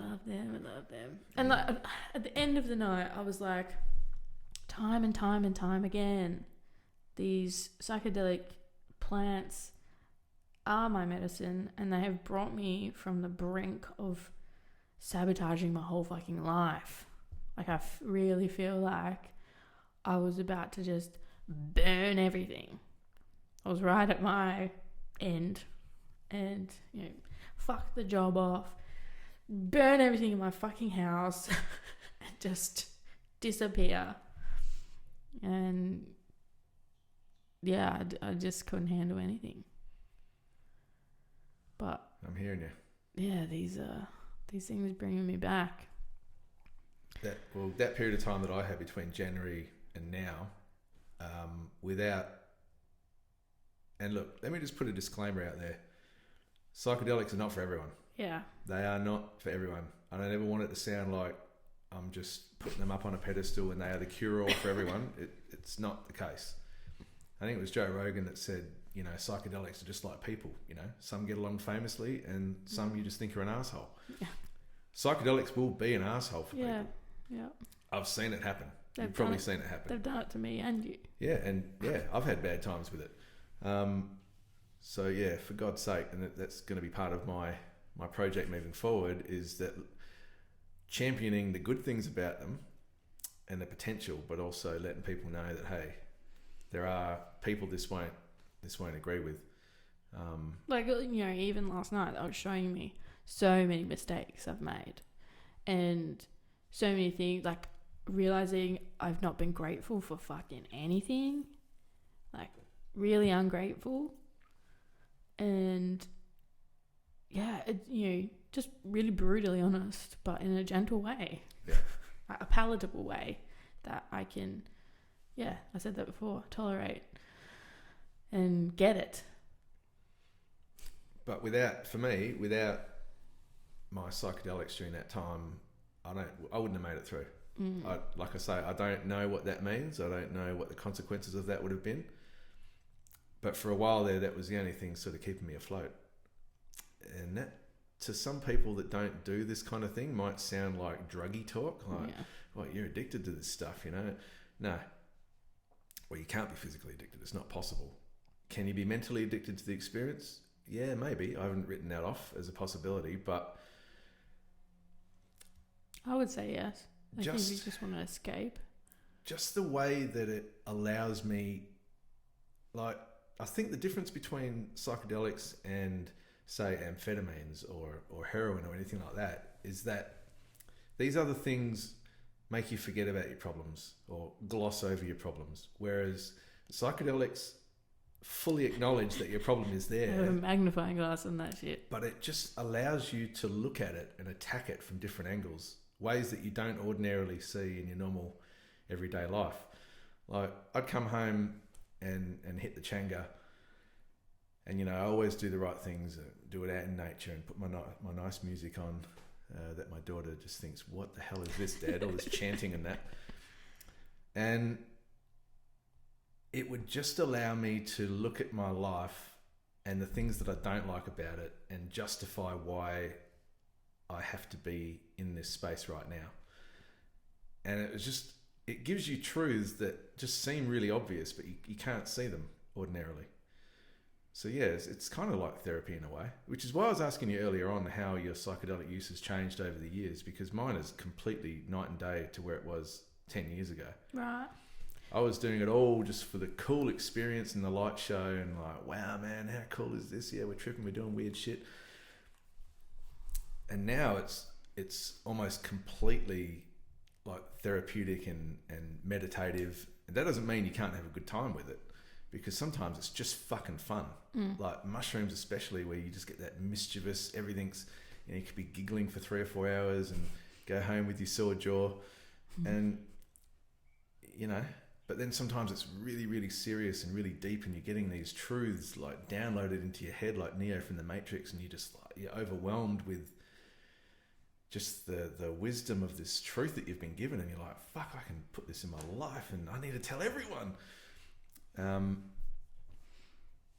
But yeah, it's completely night and day. Well, I think because my first experience was ayahuasca and it was in a ceremony, I think that's just how I've applied everything else. Yeah. I was petrified of psychedelics before. Petrified, especially mushrooms. I just thought I would be not in control of myself and be doing crazy shit, because that can happen on alcohol. And oh yeah, that's scary enough. I never forget what I've done when I'm on psychedelics. I forget what I've done all the time on alcohol. Now you tell me which one's scarier. Like when I go to bed some nights, I wake up the next morning and I'm going, I don't remember going to bed. I don't remember watching the second half of that movie. Like, what the fuck? But this is acceptable in our society. Whereas you can have this beautiful experience in nature where you get this truth downloaded into your heart that you think is going to help your life, and we're not allowed to do it. Well, I say fuck you, Labor or Liberal or whoever the hell's in charge here. You're wrong, government. You're wrong. They are. And you know, Tara said to me, "You want to move to Colorado?" I'm like, you know what? I'd fucking love to. Or in fact, how about we just get that here? I don't want to move anywhere. I don't need to move anywhere. Let's just get with the program, man. But yeah, I don't know where I would have been in the last 6 months, but something has definitely changed, and DMT is telling me we might have danced together a bit too long. Oh, for now. Yeah, for now, yeah. Like your time with us is done. Now it's time to move on to the mushroom. Yeah, the mushrooms are calling me. They are really, really calling me. But it's always been like that tantalizing rare fruit that only comes in season. So I've only been able to get it every once in a while.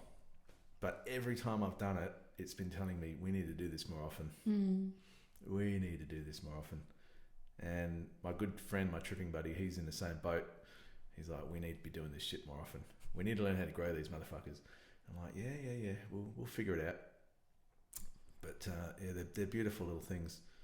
Beautiful little things. And I need it more in my life. Yeah. I definitely feel like when I was in my really dark place, it was not a good idea to do them. So I didn't. But it's only when I started to see the light, I was like, you know what, I'm going to try and see if they will help me come out of this. Because, yeah, I felt like I needed just a little helping hand. But yeah, I wouldn't recommend them if you're like Unless you go to a clinic with doctors and stuff if you're suicidal, and you can be in a place where you can do them supervised with doctors and that. Maybe. I don't even know what that surrounding would do to a journey. Yeah, that is the one thing that I don't like about the way that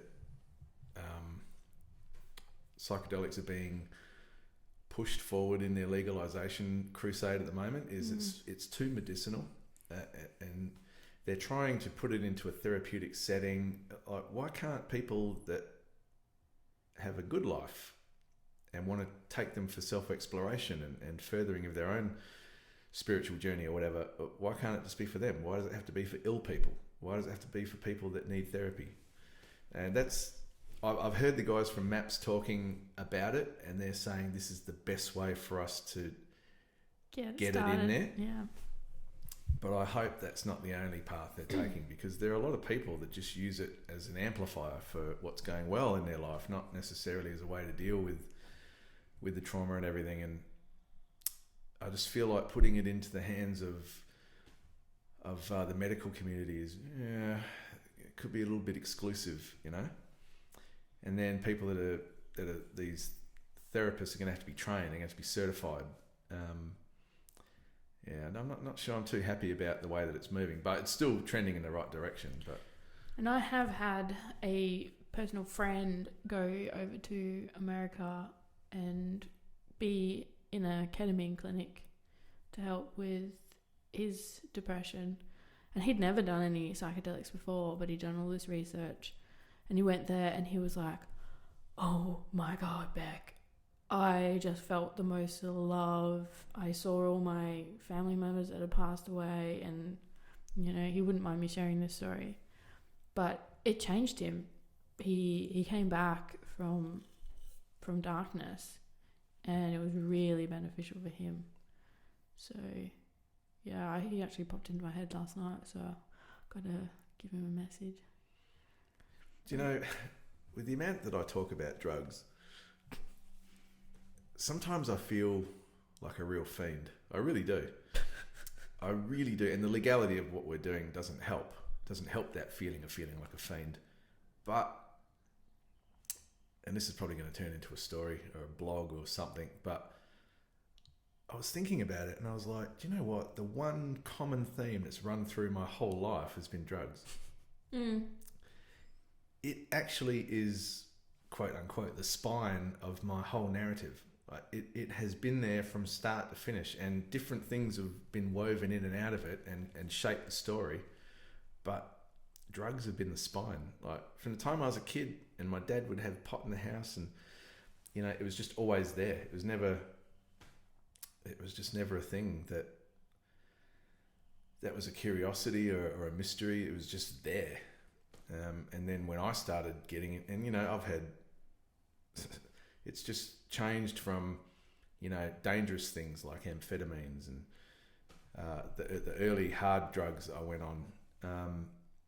And, you know, you can weave relationships in there. When I had this really, really bad relationship before I met my wife, that the second half of the relationship almost entirely revolved around speed.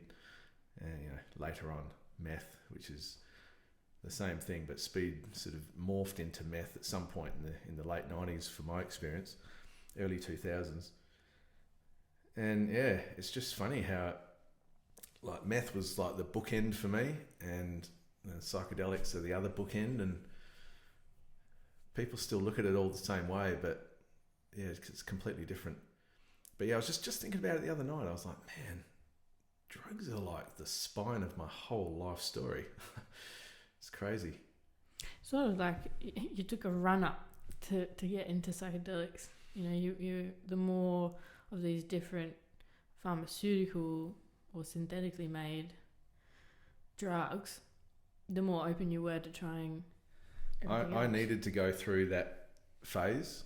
I needed to go through that shit phase on meth, where all of my group of friends just completely fell apart, and, you know, people were cheating on other people's friends, and all this just horrendous shit was happening. And then my relationship with my girlfriend was breaking down because we were just, you she was bipolar and doing meth and going off her meds, and it was just nuts, man. It was crazy. And it broke me down, completely broke me down. So I'd get massively wasted on meth for 3 or 4 days and then hit the weed to try and balance myself out, and chucked on a shit ton of weight. Like, I'm talking like 30 kilos in a very short amount of time. And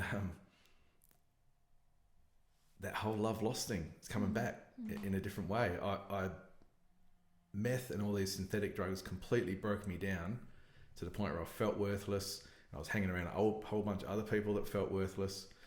My relationship tanked, my body tanked, and then I sort of found psychedelics, and it was just like night and day. How did you find psychedelics? Well, look, I'd done bits and pieces here and there. What got you interested, or what made you say yes?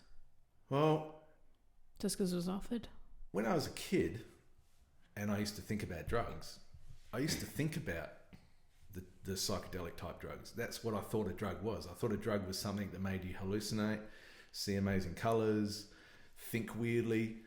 And then when I started doing actual pharmaceutical drugs, and it was like, so this shit's going to give me a high heart rate, is going to make me ultra aware, ultra chatty, It just wasn't what I thought drugs were meant to be.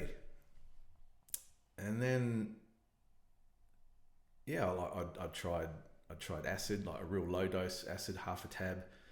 Not a lot of visuals, but very, very trippy. Your mindset, your perception, everything changes. I was like, yeah, I like the way this feels. I just like the way it feels. And then, tried mushrooms on the odd occasion here or there whenever you could get hold of them in the growing season, and really liked that. Really liked the visuals and again, the change in perception and the way that it allowed. It was weird because I remember doing mushrooms one time when I was really young. Not really young. I was in my early 20s, but young compared to what I am now. And it was all of my meth friends. And we all did mushrooms together at my house. Wow.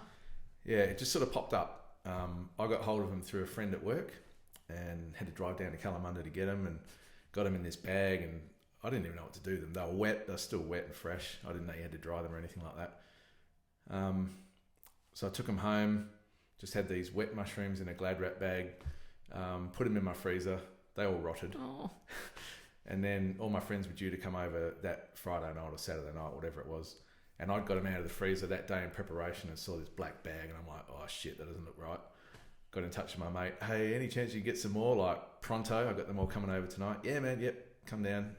He was playing in a band that day down in the park. And I met him, got some more, come back, chopped them up, put them on some toast, and then hit him with all of my meth mates. Oh, the fresh ones too. Yeah. Nice. And we all just had just a great time tripping. And our friendships had all degraded to such a point where I didn't think we could have that kind of time together anymore. And it was just a really good night. Going across the road, we lived near the river. We went across the road and laid by the river and just watched the water and watched the stars and talked shit and laughed. And compared to the nights we'd had for the previous couple of years, which were just tearing each other down, tearing ourselves down, like your body just being completely depleted of everything, particularly magnesium, and everything's like seizing up and cramping up, and just to have this time. Yeah, and that's a switch sort of flicked in my head where I was like, I think this is the kind of shit I need to be doing, not that other stuff. But it had taken far too much of a hold in my life for me to give it up completely. But I did have little bits of psychedelics here and there through my later years with the meth. And then I started Cactus. How long were you doing meth for?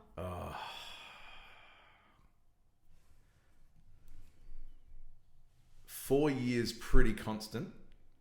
And when I say pretty constant, between 2 and 4 times a week.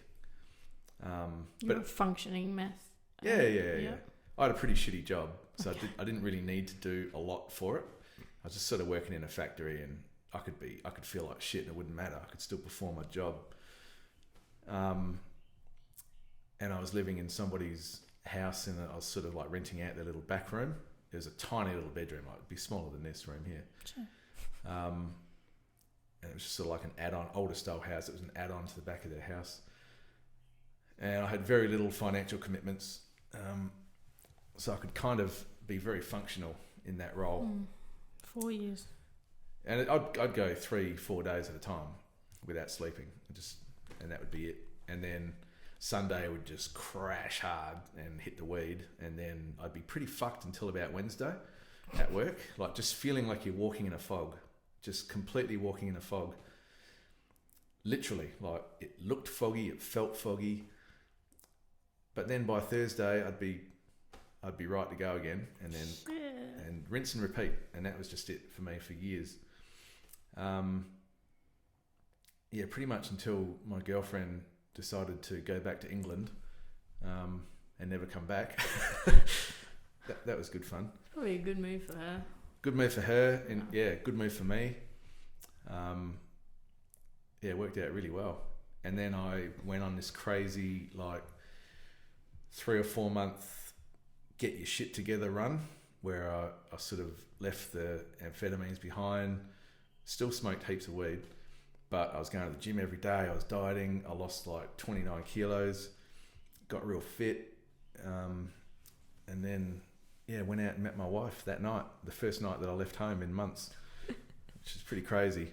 But so probably did full on meth for that 4 years until I was about 23, and then I'd do it every once in a while. Did a lot more ecstasy after that. A lot more ecstasy. But I just remember little bits of psychedelics, little bits here and there, and just tempting me. I was like, this is much closer to what I want or how I've imagined. Like as a kid, you just knew. I knew that's what I want. If I was going to experiment with drugs, that was where I wanted to go with it. And then, just all the stuff that I've done, like LSA, which is Hawaiian baby woodrose seeds, which I've been mentoring a few people online about that at the moment, because they've come up for sale here and there, and people are sort of going, oh, what are they all about? And I'm like, well, private message me and I'll sort you out. Not sort them out for it, but to give them the info. So I've done a lot of LSA, not much LSD, but enough of it to know what it's all about. Mushrooms, smattering of mushrooms, done lots and lots of cactus, which is mescaline, lots of that. And that's beautiful. You talk about personalities, you've done that. It's the grandfather spirit. Only once, really. It really, to me, it'd be a very hard concept for people to understand, but it really does feel like a grandfather. It is such a wise, older teacher, and really gentle, like super, super gentle. Great thing to do in a park. Great thing to do around trees and nature, and just get a picnic rug and just sloth about and just look at the trees and just think about your life. Yeah. Yeah, it wasn't my experience. And that's what we were talking about before, like different results for different people. Psychedelics for me, I think because I broke myself down so much over that 4 years, and like I said, all different ways of breaking myself down, physically, emotionally, mentally, all of that, and then built myself back up. Now when I do psychedelics, I don't, and I'm going to touch as much wood as I can right now, but I don't feel like it can break me down. I don't feel like it wants to break me down. I don't feel like I'm in that phase of my life. I don't feel like they. I think for me, if there's a quote breaking me down, it's because I've fucking been arrogant or I'm egotistic, or I think my shit don't stink. Like there's something there where it's like, here's the truth, and it's just something I've want to refuse to see or hear or feel. Or if I've been running from my pain, it's like, here's the pain. And it's just, it does the opposite of what I've been trying to do, driven by my ego. But yeah, you've got a really good sense of self-esteem, where you're at now. It's just knowing yourself. Like when I talk to people about psychedelics, and about bad trips and all this kind of stuff. And what do I need to do to prepare? The better you know yourself, the better you're going to perform on psychedelics. Like there's not much that a trip could throw up for me that's going to challenge me, where I'm like, whoa, fuck, what the? But how did you get from being completely torn down during math to then where you are now? Like, how did you build yourself up? I reckon I'd already started to turn that corner a year or more before, like, my ex-girlfriend took off. Oh, okay. I was ready for her to go.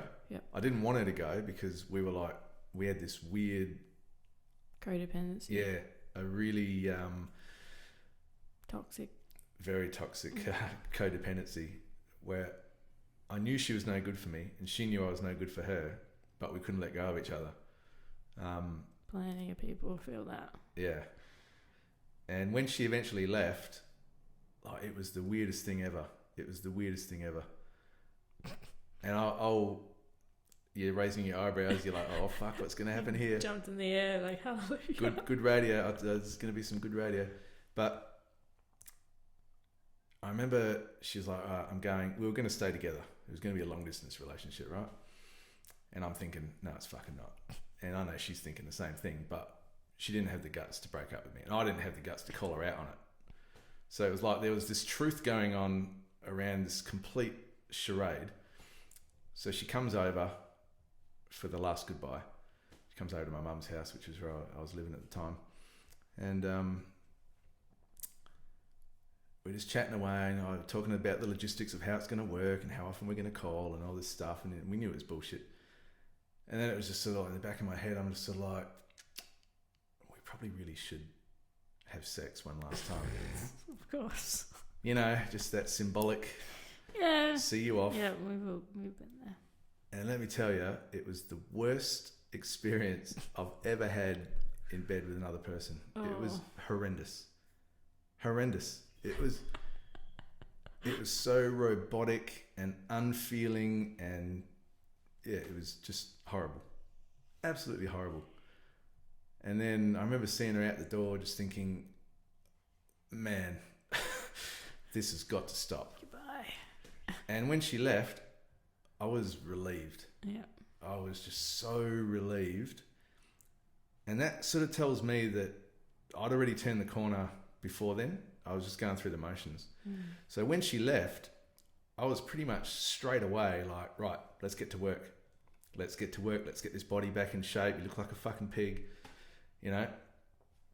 And I just completely turned everything around. I'd go to the gym every day. I didn't have a car, so I'd catch the train into the gym every day. It was just part of my routine.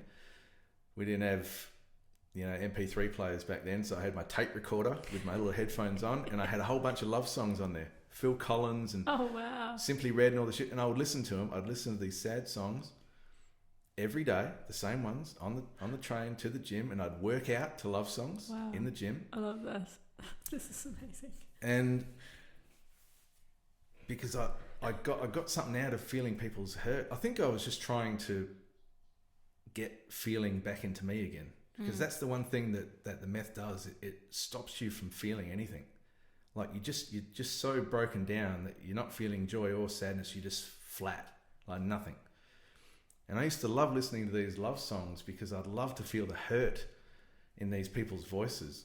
Like Take a Look at Me Now from Phil Collins. That's not the name of the song. You know the one. No, I don't want to sing it for you. Against All Odds for your listeners. All right. His voice is just dripping with emotion. It's just dripping. And he's pleading with this woman who's leaving his life. Like, don't, like, take a look at me now.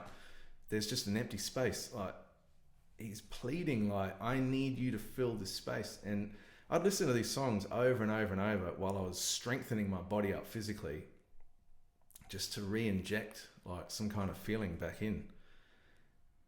And so, yeah, it was, nothing happened to turn me around. It was just, I was ready before she even left. This is a great how to recover from meth. Yeah, man. Right, yeah.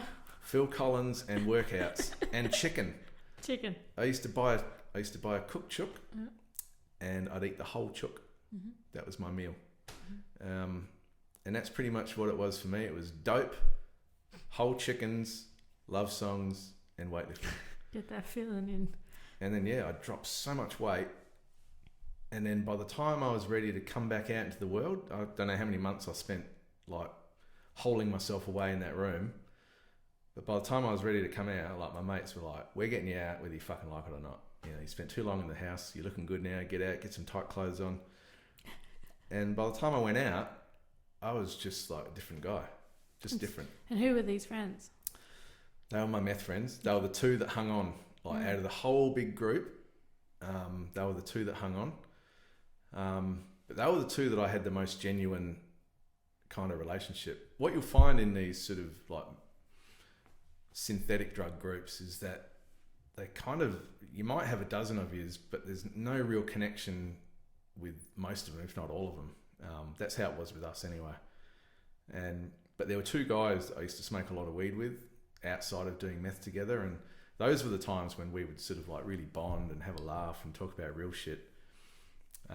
Unfortunately, one of them's moved over to Queensland and one of them's moved over to London. So I don't see either one of them. And we don't even really Facebook communicate either anymore. But when we do speak, it's like no time's passed. You know what I mean? That's cool. That's just how it is with me and my friends. It's just... And they're the same way. Like they'll only commit what they want to commit. They're family men and so am I. And we sort of... I feel like sometimes we can carry these friendships on too long. Like we had our time and it was beautiful. It was beautiful. We needed each other and we got out of each other what we needed at the time. So I don't feel bad about like not seeing them anymore or not speaking to them anymore, even though I get nudged every now and again. Oh, you really should speak to, X, Y, and Z. I'm like, why? We had that beautiful thing. It's still there. We still had it. But yeah, no, they dragged me out, and it's possible. But what I'm saying is like that time when I was just broken down and come back, I don't know if there's anything left to deal with. Yeah, you keep saying that. I'm touching wood. But that's great. If that's your life, that's great. That's awesome. That's, like that ayahuasca ceremony we went to, right? And we've spoken about this a lot. The trauma in that room was really quite confronting for me. There's just a lot of people that either go there specifically for that, to bring it up, to deal with it, to face it, whatever. And then there's a segment of people where it just comes up and they didn't realise it was there. And I'm sort of still waiting for that moment of reckoning. And I've been doing psychedelics for well over a decade and it's not coming. I'm waiting for it. And I keep getting warned that if you have a big dose of rah, it's going to happen. And I've had big doses of everything. And not saying there haven't been challenging moments. But I don't know, man. Well, you just discovered you do have a fear of death. So there's that. Yeah, no shit. It'll be interesting to see if you spend more time integrating whether more stuff can come up. Because that's what happens. You make room for more to be dug out. But you're pretty solid to me, Yeah. And I think you were saying, a while ago that you were looking for things. You thought you were supposed to be damaged or broken. You thought there was supposed to be something wrong with you and nothing was coming up. And also it might not be the right time either. Like if there is something fucking horrific, you want to be supported or in the right place, or so who knows. But who knows, if it ain't broke, don't try to fix it. Can I deviate from the path a bit? Sure. Do you know what I did? What day is it? Monday. Do you know what I did yesterday? Well, my wife, my lovely wife, as a Father's Day gift to me, sent me to an art school. Ooh. To paint a portrait of my dad. What? Yeah. That's interesting. So I spent 2.5 hours yesterday with a bunch of 5 to 11-year-old girls. Learning how to paint portraits. And we all had to paint a picture of our dads. Oh, wow. Did Tara know it was going to be about dads? Yes, yep, that's why she did it. Whoa. She just said, I just wanted something where you could just spend 2.5 hours just focused on your dad. Pictures of him, you know. She's very interesting, the way she works. Yeah, I've got to admit, I wasn't happy about it when I found out, because she's like, we're going to Calamundo, we're going to do this thing. And I'm like, what is it? Is it a psychic? She's like, it's not a psychic. And I'm like, and she's like, you got to bring two of your favourite pictures of your dad. And I'm like, why? What are you doing? You framing it? What? Is it an artist? Are they going to do what? And she's like, just don't ask, just don't. And I'm like, I don't like this. Do I have to perform? Am I going to be speaking in front of people? Like, what am I doing? And she's like, if you want to know, I'll tell you. And I said, but you'd rather keep it a secret, wouldn't you? She's like, yeah. I said, okay. And I kept probing. And then finally that day we got there and she's like, you're going to be doing an art class. You're going to be painting. You're going to be learning how to do a portrait. And I'm like, for God's sake, man. And then we walk there and we open the door and there's just a room full of little girls. Oh, God, man. I just felt like turning around and they had all like little baby-sized stools. And are you sitting on one of them? yeah, man. And the little girl next to me got a crush on me. She kept looking over and like smiling at me and I'm going, oh, is that you? I was helping her out with her paintings and that. Yeah, it was... That's the best. It was bizarre, but I ended up doing it, and I ended up painting this thing, and I looked at it, and I was like, I fucking like that. I like that. And I realised I've been looking at this picture of my dad, and like, for 2.5 hours, just studying all the little wrinkles, all the intricate colours in his eyes, the way his hair flopped, where it parted, the shape of his ears, and I was like, man, I haven't looked at him like that for ages. And it was really good. And I chose a picture of him in his prime, like when he was my age. Oh, wow. And because I'd had this image, because he was sort of like dying for about 10 years before he actually died. And that's the image I have now of just him going downhill and like, you know, being unable to control shit that's going on. And then to look at him for 2.5 hours in his prime, and the look in their face is different as well. Like when you look at somebody that's dying, or they've just got like a look of defeat in their eyes. It's just something's gone. The glint, the shimmer, whatever, it's gone out of their eyes. And I'm looking at him and he's just got that fucking male lion look, like this alpha look that he had.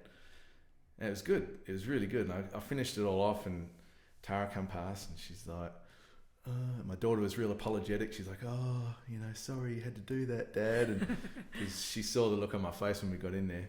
And I'm like, and Tara's like, did you enjoy it? And I'm like, you know what? I actually did.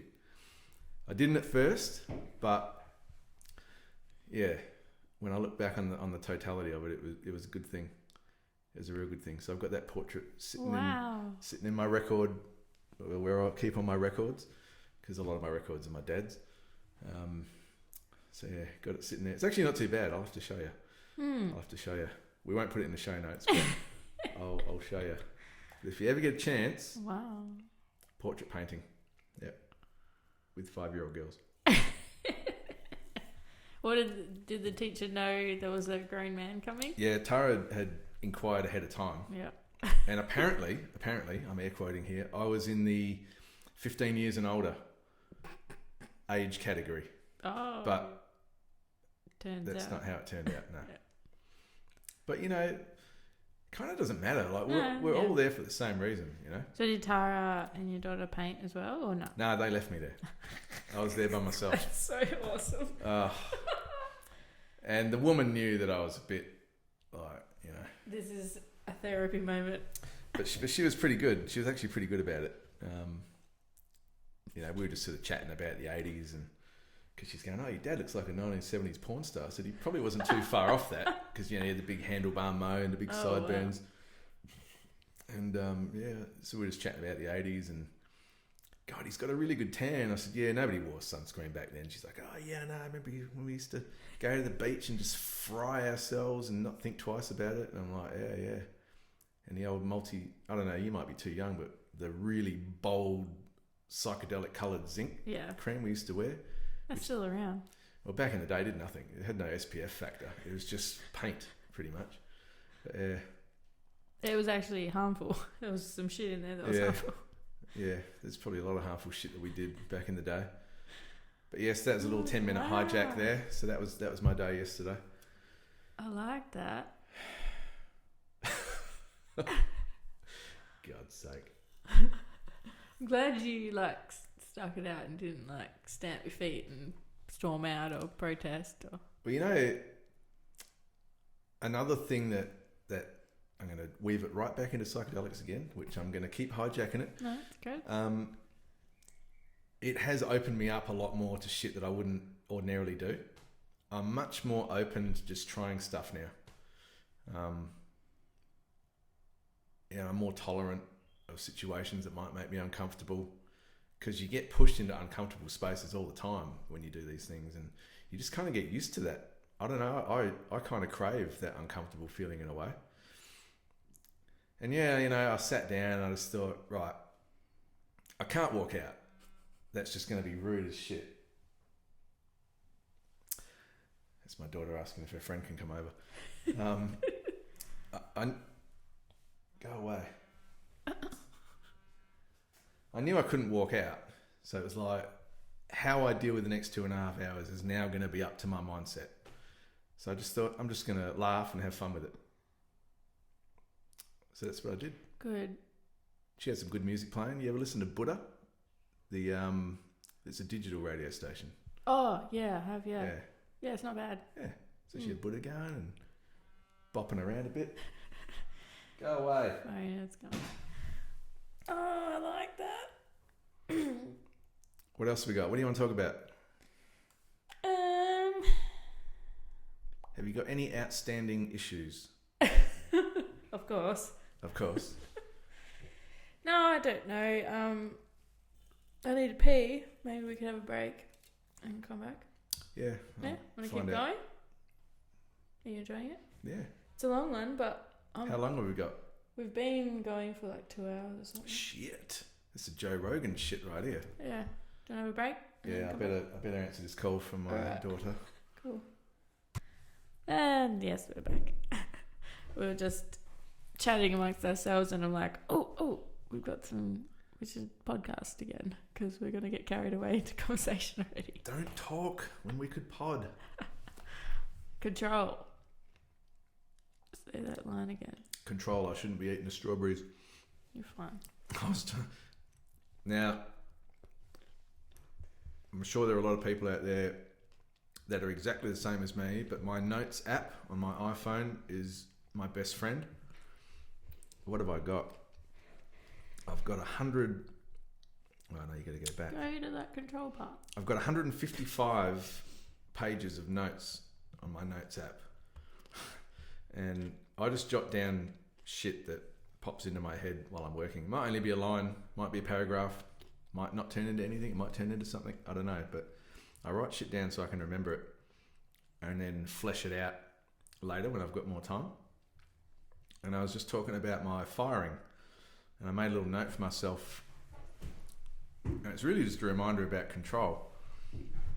So, more so than being humbled by my firing, which to me is more like an ego check than anything else, it made me realise how fragile life is and how much it can change, and we have very little to do about it. Yeah. And last night I was reminded of control, in that just seeing how desperately I want to control everything. I never took you for a control freak. It's a subtle control. It's very subtle. It's quite surprising that you can be so suited to psychedelics and yet be a control freak. Yeah. I want a better term than control freak. It's not freaky to want to control things, but... Yeah, it's like, it gets me in different ways, like almost, so like a lot of my people pleasing, that's control, that's manipulation. Like you do things to get a certain outcome to happen, and I don't even realize I'm fucking doing it half the time. Or what was one thing I was trying to control? Well, I was trying to control this damn podcast, and I've been like, I'm going to release them weekly. And as soon as I've said that twice now, I get taken out for a month or two by something, some turmoil that's happening in my life, or technical difficulties, or it's like, no, you don't have control here. Same with this month off. I wanted to take off work. I was meant to go traveling. It didn't line up. So I was like, okay, I'm just going to stay home and take care of business. Like, just smash out podcasts, smash out, a few things I wanted to do in my life. Had all these goals. And then I get sick the first day. And, as you can hear, I'm recovering. It's like any bit of control. And even... You're still trying to power through your sickness. Yeah. Yeah. You're just not accepting that you're laid out. Yeah. And that'll happen to me a lot, actually. That has happened to me a lot. I'll get sick and see... That taught me like how badly I push myself to do everything. Anything and everything. Even like doing the dishes. When I'm pushing myself to do things, I don't enjoy it. But I've pushed myself to do everything else. That normal shit is hard as well. So, even being sick, I was like, even last night, the mushrooms, they were like reminding me, you're still sick. That's why you shouldn't feel bad about not pushing these pods out, because if this thing that you're doing doesn't come from passion, a place of passion, you're gonna fuck it. It's gonna run into the ground. Yeah, and people have a really strong passion filter. Like, I will know if you're just going through the motions by listening to you. I'll know. I will know. Yeah, I know, mate. I know. They will know. I know you don't, mate. I know everyone knows. And I'm the last one to know. But yeah, like, control everything. Like, even having people live with you. Like, I want things how I want things. And do you just think that's a human thing? What do you reckon? You reckon it's something you picked up? I don't know. But there was a big, and expectations as well. Not realizing I've had expectations on everything. When I feel like, most of the time, I go with the flow and I'm cool with change, and I'm really not. Deep down. But I forget that I'm not. How is that possible? But, like we were talking about the other day, and I had this conversation recently with my good trip buddy, and I won't give him a name in case he doesn't want to be out there, but it's not black or white. Yeah. You can have your toe in many different ponds, we are on the spectrum. Totally flawed. You can be totally together and totally fucked up at the same time. And everything in between. Yeah, like one day I'll feel super strong, super motivated, and then the next 5 weeks I'm the opposite of that. I was doing mushrooms with my mate a little while ago, and we were talking about happiness, because he's sort of on some medication and he's struggled at times with his mental health, and we were just talking about mental health, and he's like, well, how do you feel? You happy? And I said, man, I'm everything. I'm happy, I'm sad, I'm confident, I lack confidence, I'm optimistic, I lack ambition, I'm all of it. All of it. Just at different... Yeah. I mean, to say that I'm one or the other is completely reductive reasoning. It's not... We're human beings, man. We are the most complex creatures that we know of. And to try and put us in one basket or the other is just... it's a fool's game. Can't do it. We're everything. That's why balance is so important, man. So important. Why is it so tricky? It's tricky because of how complex we are, and the emotions that we carry are so complex. I think we're made to believe that balance is easy, right? We're made to believe. I think the old school thinking. But I mean, you look at the way that the new age sort of scene has taken off. And that's because we are much more open now to finding different ways of balancing ourselves. everyone knows that the traditional way of doing things hasn't provided the answers that we want. And now people are like, fuck, I'm going to try kinesiology. I'm going to try light energy. I'm going to try sound healing. People are just willing, maybe desperate, I don't know, but we're willing and open to try new ways to balance. That's all we're after, man. That's all I'm after. Just balance. Yeah, and I suppose we just beat ourselves up a lot when we don't nail it every time. Some people do, Beck. Some people do. Alright, so you don't beat yourself up? No, I wouldn't say beat myself up. I do get disappointed with myself at times when I know that I'm not where I should be and I have control. Seemingly, yeah.